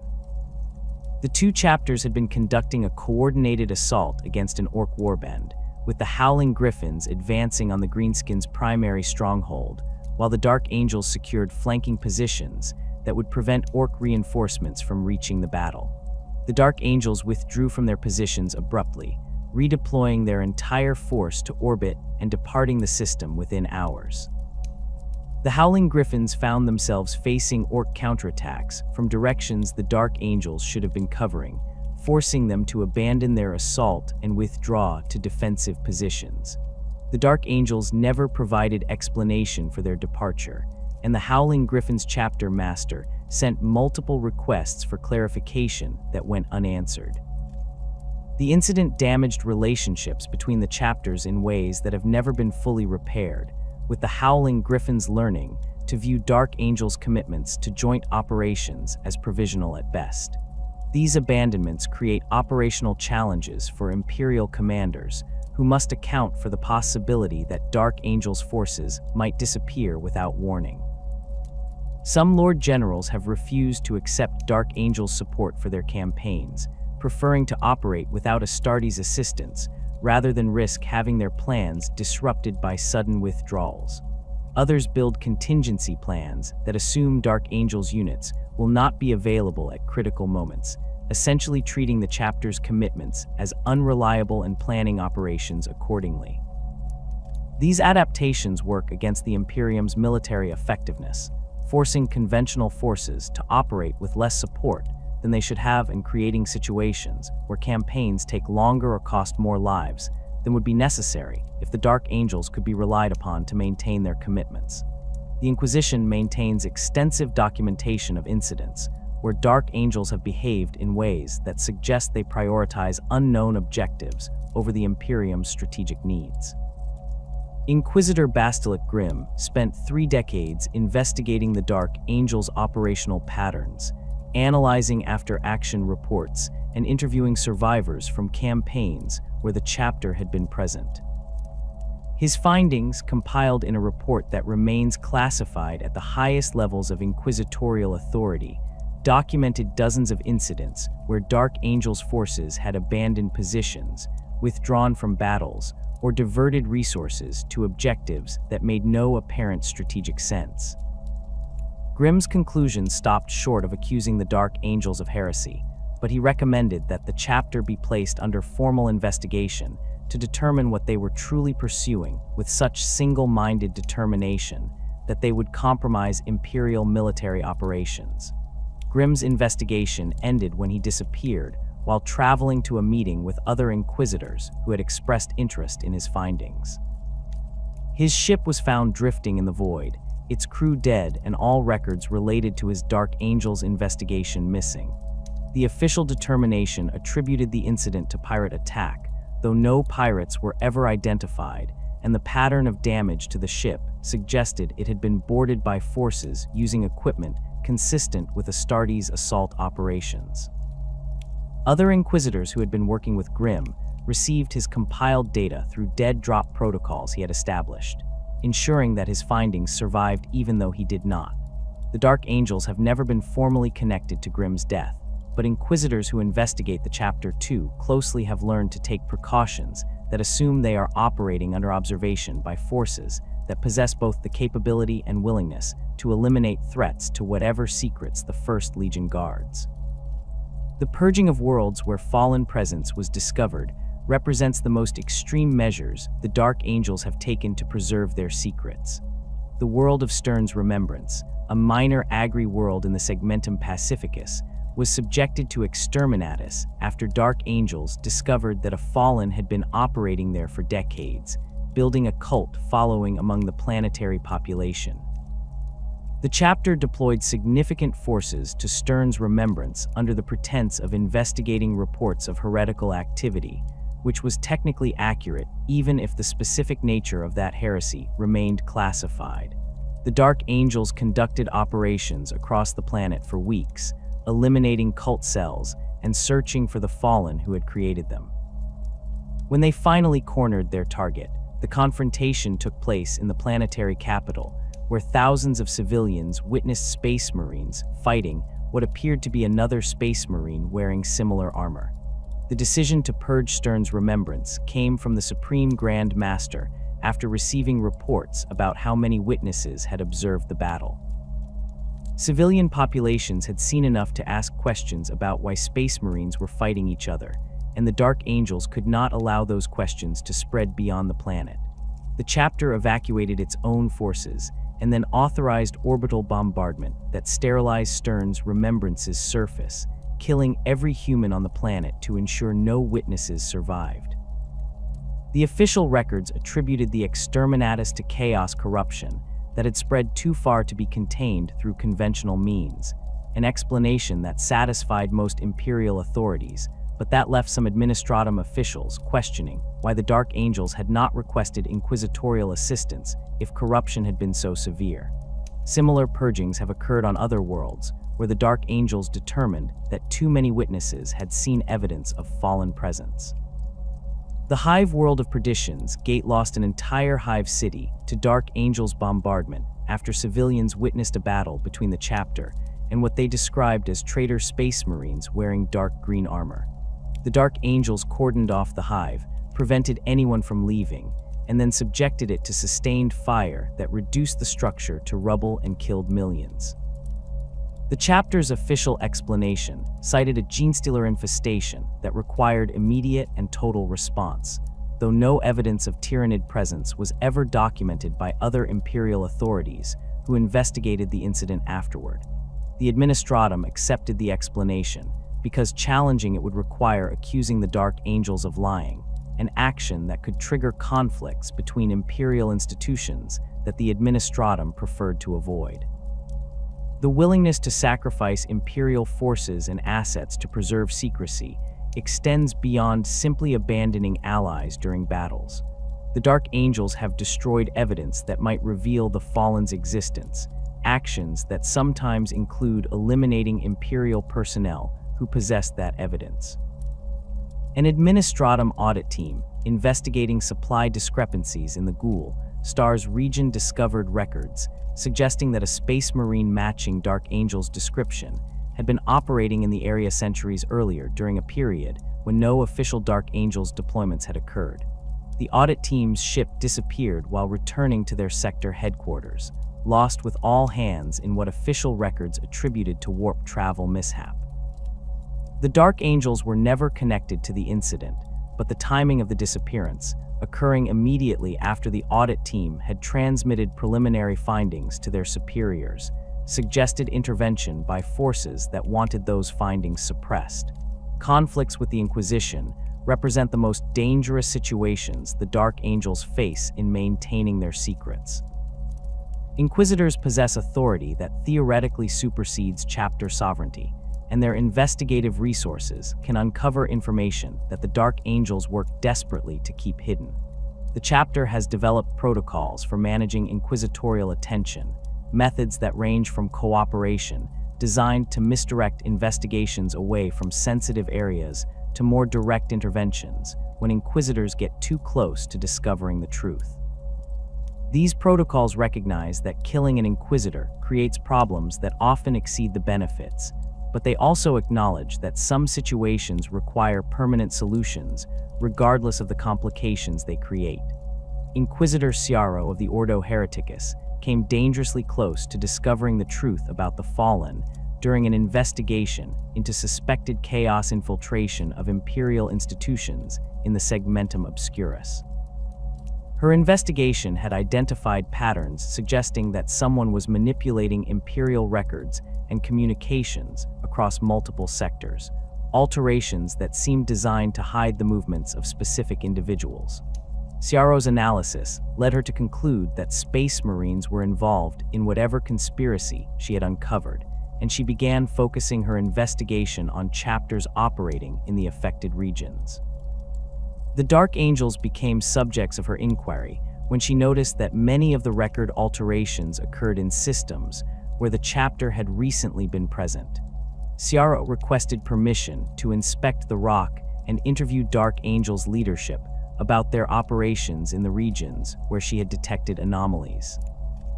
The Supreme Grand Master denied her request, citing chapter privileges and operational security concerns that prevented him from allowing inquisitorial access to the fortress monastery. Ciaro responded by escalating her investigation, using her authority to compel cooperation from administratum officials and Imperial Guard commanders who had worked with the Dark Angels. The information she gathered reinforced her suspicions that the chapter was hiding something significant, though she had not yet determined what that something was. Her investigation reports, transmitted to other inquisitors in her ordo, speculated about possibilities ranging from chaos corruption within the chapter to secret alliances with Xeno's forces. The situation resolved when Ciaro died during an investigation on a different world, killed by cultists who ambushed her retinue during a raid on a suspected heretical gathering. The official reports documented the ambush in detail, describing how the cultists had been better prepared than intelligence had suggested, and how they had specifically targeted the Inquisitor with weapons that penetrated her protective wards. Other Inquisitors who reviewed the incident found nothing obviously suspicious about how Ciaro had died, though some noted that the cultists had demonstrated tactical capabilities and equipment access that seemed unusual for a group that should have been a minor local threat. The Dark Angels were never connected to Ciaro's death, but her investigation into the chapter ended with her, and the Inquisitors who inherited her cases chose to focus their attention on other matters rather than continuing to pursue leads that had gotten their colleague killed. The Dark Angels entered the 41st millennium as one of the Imperium's most enigmatic chapters, their reputation built on 10,000 years of military excellence, shadowed by an obsessive secrecy that made even other Space Marines uncomfortable. The chapter maintained strength levels that suggested they had suffered fewer losses than their operational tempo should have produced, a statistical anomaly that some Imperial analysts attributed to superior tactics and equipment, while others viewed as evidence of record manipulation designed to obscure the true state of the chapter's forces. The Dark Angels fielded approximately 1,000 battle brothers across their companies, supported by extensive fleets and the mobile fortress monastery of the Rock that gave them strategic mobility unmatched by chapters tied to planetary bases. Their successor chapters added thousands more warriors to the Unforgiven's collective strength, creating a force that operated as a legion in everything but official designation. The chapter's reputation among Imperial forces reflected the contradictions inherent in their dual mission. Military commanders recognized the Dark Angels as elite warriors whose combat effectiveness in conventional operations ranked among the highest in the Adeptus Astartes. Their Deathwing could break defensive positions that would stop other chapters. Their Raven Wing conducted reconnaissance and rapid strikes with precision that other formations struggled to match, and their battle companies prosecuted campaigns with the methodical thoroughness that had characterized the First Legion since the Great Crusade. Yet this military excellence existed alongside a pattern of unexplained withdrawals, abandoned operations, and refusals to coordinate with allied forces that created friction wherever the Dark Angels deployed. Imperial Guard generals learned to build contingency plans that assumed Dark Angel support might vanish without warning, while other Space Marine chapters approached joint operations with the First Legion's successors, with wariness born from past experiences of being left unsupported at critical moments. The Inquisition's interest in the Dark Angels had intensified throughout the 41st millennium as investigators accumulated evidence of behavioral patterns that suggested the chapter prioritized unknown objectives over the Imperium's strategic needs. Multiple inquisitors had attempted comprehensive investigations into what the Dark Angels were truly pursuing, and several of those investigators had died under circumstances that raised more questions than they answered. The Ordo Hereticus maintained classified files documenting incidents where Dark Angels had fired on Imperial forces, destroyed evidence without explanation, or conducted operations that seemed designed to suppress information rather than prosecute military objectives. These files never accumulated into formal charges of heresy or treason, but they created an atmosphere of suspicion that the Dark Angels could not dispel without revealing the truths they worked so desperately to conceal. The opening of the Great Rift in the closing years of the 41st millennium transformed the strategic situation across the entire galaxy. The massive warp storm that tore through real space from the Eye of Terror to the Hadex anomaly divided the Imperium into two distinct regions, with the Northern Imperium Nihilus cut off from Terra and the Astronomicans guiding light. Warp travel became even more dangerous than usual, with ships taking months or years to complete journeys that should have required weeks, and astropathic communication became sporadic as the warp's turbulence interfered with psychic transmission. The Dark Angels found their operations complicated by these disruptions, their ability to coordinate with successor chapters hampered by communication difficulties, and their pursuit of the Fallen made more challenging by warp conditions that allowed traders to move between systems with less risk of detection. The Fallen themselves became more active in the wake of the Great Rift's opening, emerging from hiding in numbers that suggested coordinated planning rather than random chance. Luther, the architect of the original betrayal, who had been held in the Rock's deepest dungeons for 10,000 years, escaped during the chaos that accompanied the warp storm's formation. The circumstances of his escape remained unclear even to the Dark Angels' leadership, with reports suggesting that the Rock's deepest levels had been breached by entities that should not have been able to penetrate the fortress monastery's defenses. Luther's freedom represented a catastrophic failure of security that had implications extending far beyond the loss of a single prisoner. He possessed complete knowledge of the Fallen's origins and could potentially unite the scattered traders into a coordinated force that would be exponentially more dangerous than individuals operating independently. Cypher's activities increased during this period as well, the enigmatic figure appearing at critical moments across the galaxy in ways that suggested he possessed knowledge of events before they occurred. This mysterious warrior wore the robes and bore the weapons of the Lord Cypher, the position Luther had once held as keeper of Caliban's traditions, but his true identity remained unknown even to the Dark Angels who had pursued him for millennia.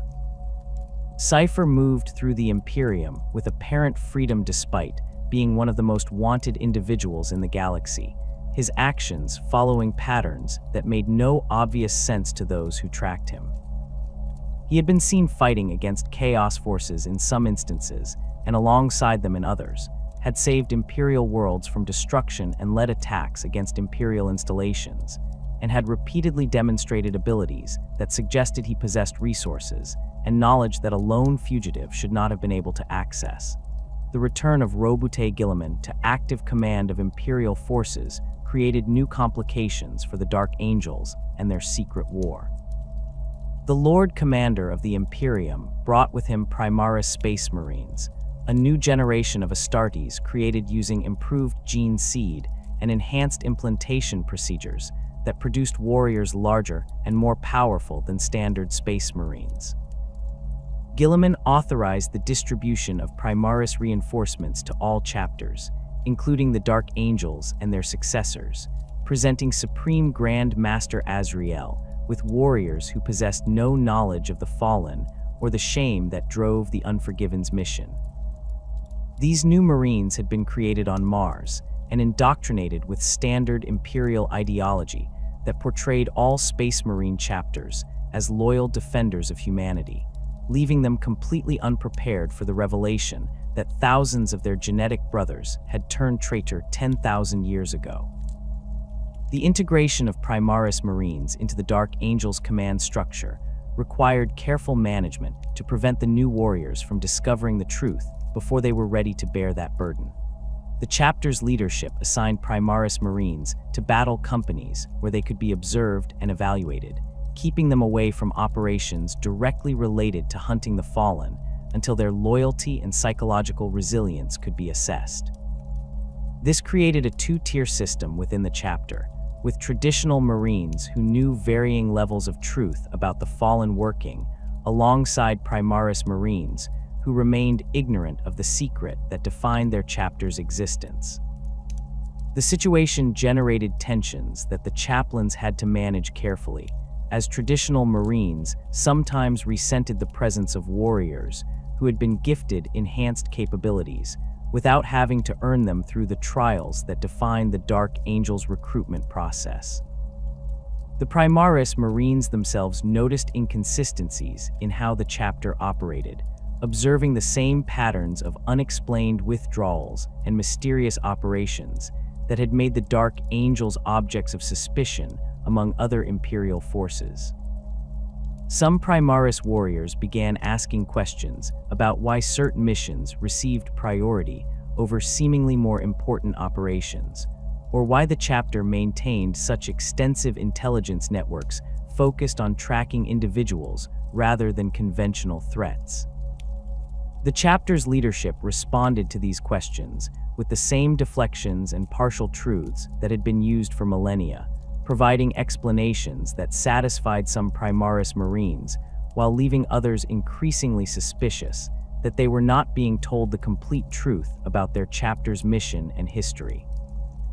The awakening of Lionel Johnson from his 10,000-year slumber represented a development that none of the Unforgiven had dared hope for, a miracle that changed everything about their situation while simultaneously creating new uncertainties about the future. The Primarch had lain in stasis within the deepest chambers of the rock since the Watchers in the Dark had dragged him there after his battle with Luther, his body suspended in a healing sleep while the chapter searched for him across millennia without success. The exact circumstances of his awakening remain known only to the Watchers and to the Lion himself, but he emerged into the rock's depths during the chaos of the Great Rift's opening, his wounds healed and his strength restored after 10,000 years of unconsciousness. The Lion's initial actions after awakening demonstrated that he retained the tactical brilliance and strategic vision that had made him one of the Emperor's most effective military commanders during the Great Crusade. He moved through the rock's passages without being detected by the chapter's security systems, observing his sons and evaluating the state of the Imperium into which he had awakened. What he saw troubled him deeply. The Imperium had become a stagnant theocracy that worshipped his father as a god, a development that contradicted everything the Emperor had claimed to stand for during the Great Crusade. The Space Marines had been divided into chapters that operated independently rather than as unified legions, and his own sons had become obsessed with hunting traitors to the point where that mission sometimes took precedence over defending humanity from its enemies. The Lion eventually revealed himself to Azrael and the Inner Circle, a meeting that occurred in the deepest chambers of the rock where the Primarch had been sleeping. The Supreme Grand Master and his senior officers fell to their knees before their Gene Father, overwhelmed by the presence of a being they had believed lost forever. The Lion's response to learning about the 10,000 years that had passed since Caliban's destruction and the extent of his chapter's obsession with the Fallen was complex. He understood why his sons had kept the betrayal secret, recognizing that revealing the truth could have resulted in the chapter's destruction. But he also saw how that secrecy had warped the Dark Angels into a force that sometimes acted against the Imperium's interests in pursuit of their private war. The Primarch made clear that things would change under his leadership, that the hunt for the Fallen would continue, but not at the expense of the chapter's primary obligation to defend humanity. The Lion's emergence from the rock into the wider Imperium occurred during the Arcs of Omen campaign, a period when Abaddon the Despoiler was prosecuting a new offensive, using massive space hulks as mobile fortresses. The Primarch led Dark Angel's forces in battles across multiple sectors, his presence on the battlefield inspiring his sons to feats of valor that reminded older Imperial citizens of stories from the Great Crusade. He fought with the Emperor's shield, a weapon he had carried during humanity's expansion across the galaxy, and wore armor that had been maintained in the rock's armories for 10 millennia against the possibility of his return. The Lion's tactical approach combined the methodical thoroughness that had characterized his campaigns during the Heresy with adaptations to the changed strategic situation he now faced, demonstrating that 10,000 years of sleep had not dulled his military genius. The Primarch's return created immediate complications for the Dark Angel's relationship with the wider Imperium, and with Roboute Guilliman specifically. The two Primarchs had never been close during the Great Crusade, their personalities and approaches to warfare differing in ways that prevented the kind of brotherhood that existed between some of their brothers. Guilliman had advocated for the Codex Astartes and the division of the legions, reforms that the Lion now saw had been necessary to prevent another heresy, but that had also weakened the Imperium's military capabilities in ways that 10,000 years of subsequent history had made apparent. The Lord Commander of the Imperium welcomed his brother's return and recognized the value of having another loyal Primarch active during the Imperium's darkest hour, but tensions existed between them about how the Imperium should be governed and how its military forces should be organized. The Lion's approach to the Fallen differed from the obsessive secrecy that had characterized the Dark Angel's hunt for 10 millennia. The Primarch understood that some of the warriors who had fought on Caliban had been misled rather than genuinely corrupted, that Luther's rebellion had caught up Marines who were guilty of poor judgment rather than deliberate treason. He began making distinctions between Fallen who had fully embraced chaos and those who had simply been on the wrong side during the Civil War, offering the possibility of redemption to traitors who demonstrated genuine remorse for their actions. This approach created friction with elements of the Inner Circle who had spent their entire lives believing that all Fallen were irredeemable traitors who deserved only death, but the Primarch's authority was absolute, and his sons ultimately accepted his judgment even when they disagreed with his mercy. The Lion's reunification with Luther represented one of the most emotionally complex moments in the chapter's history. The Primarch tracked down his former brother and closest friend, finding him leading a warband of Fallen who had gathered under his leadership after his escape from the rock. The confrontation between them occurred on a world whose name the Dark Angels have not revealed, a meeting that lasted for hours and involved both combat and conversation as the two warriors who had once been inseparable tried to reconcile 10,000 years of separation and betrayal. The details of what passed between them remain known only to the Lion himself, but Luther survived the encounter and the Primarch brought him back to the Rock not as a prisoner, but as something more complicated, a penitent who had finally acknowledged the magnitude of his crimes and sought redemption for sins that could never be fully absolved. The future of the Unforgiven's quest for redemption remains uncertain with their Primarch returned to lead them.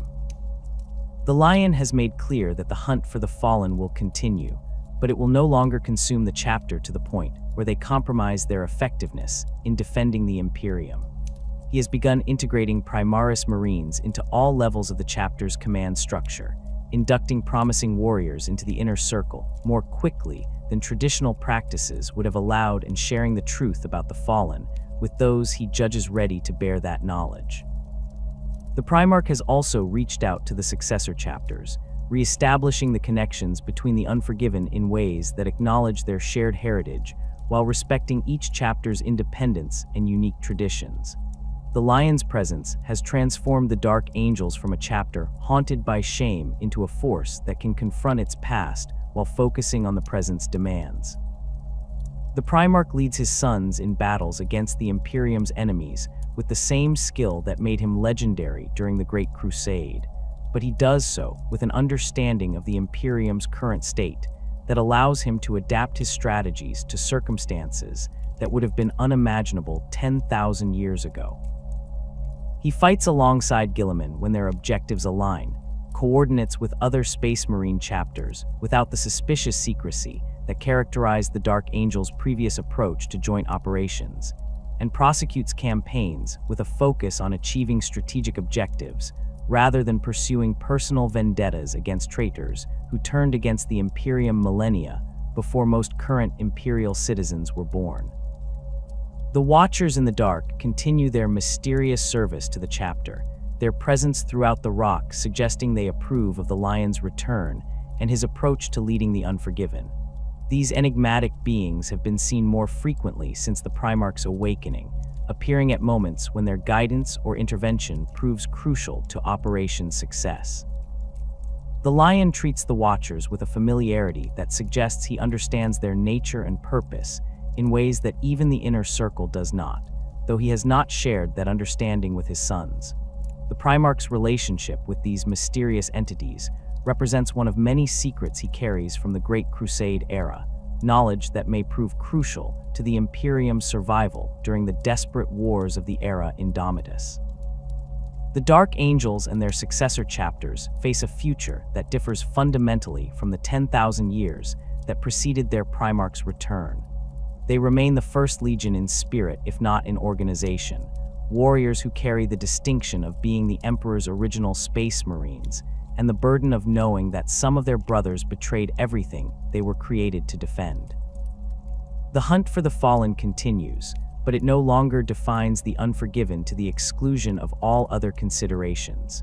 The Lion has given his sons permission to be more than hunters of traitors, to embrace their role as defenders of humanity without the constant weight of shame that had threatened to crush them under its burden. The chapter moves forward into an uncertain future with their Gene Father leading them, ready to face whatever threats emerge from the galaxy's darkness, with the confidence that comes from having one of the Emperor's own sons commanding their forces in battle.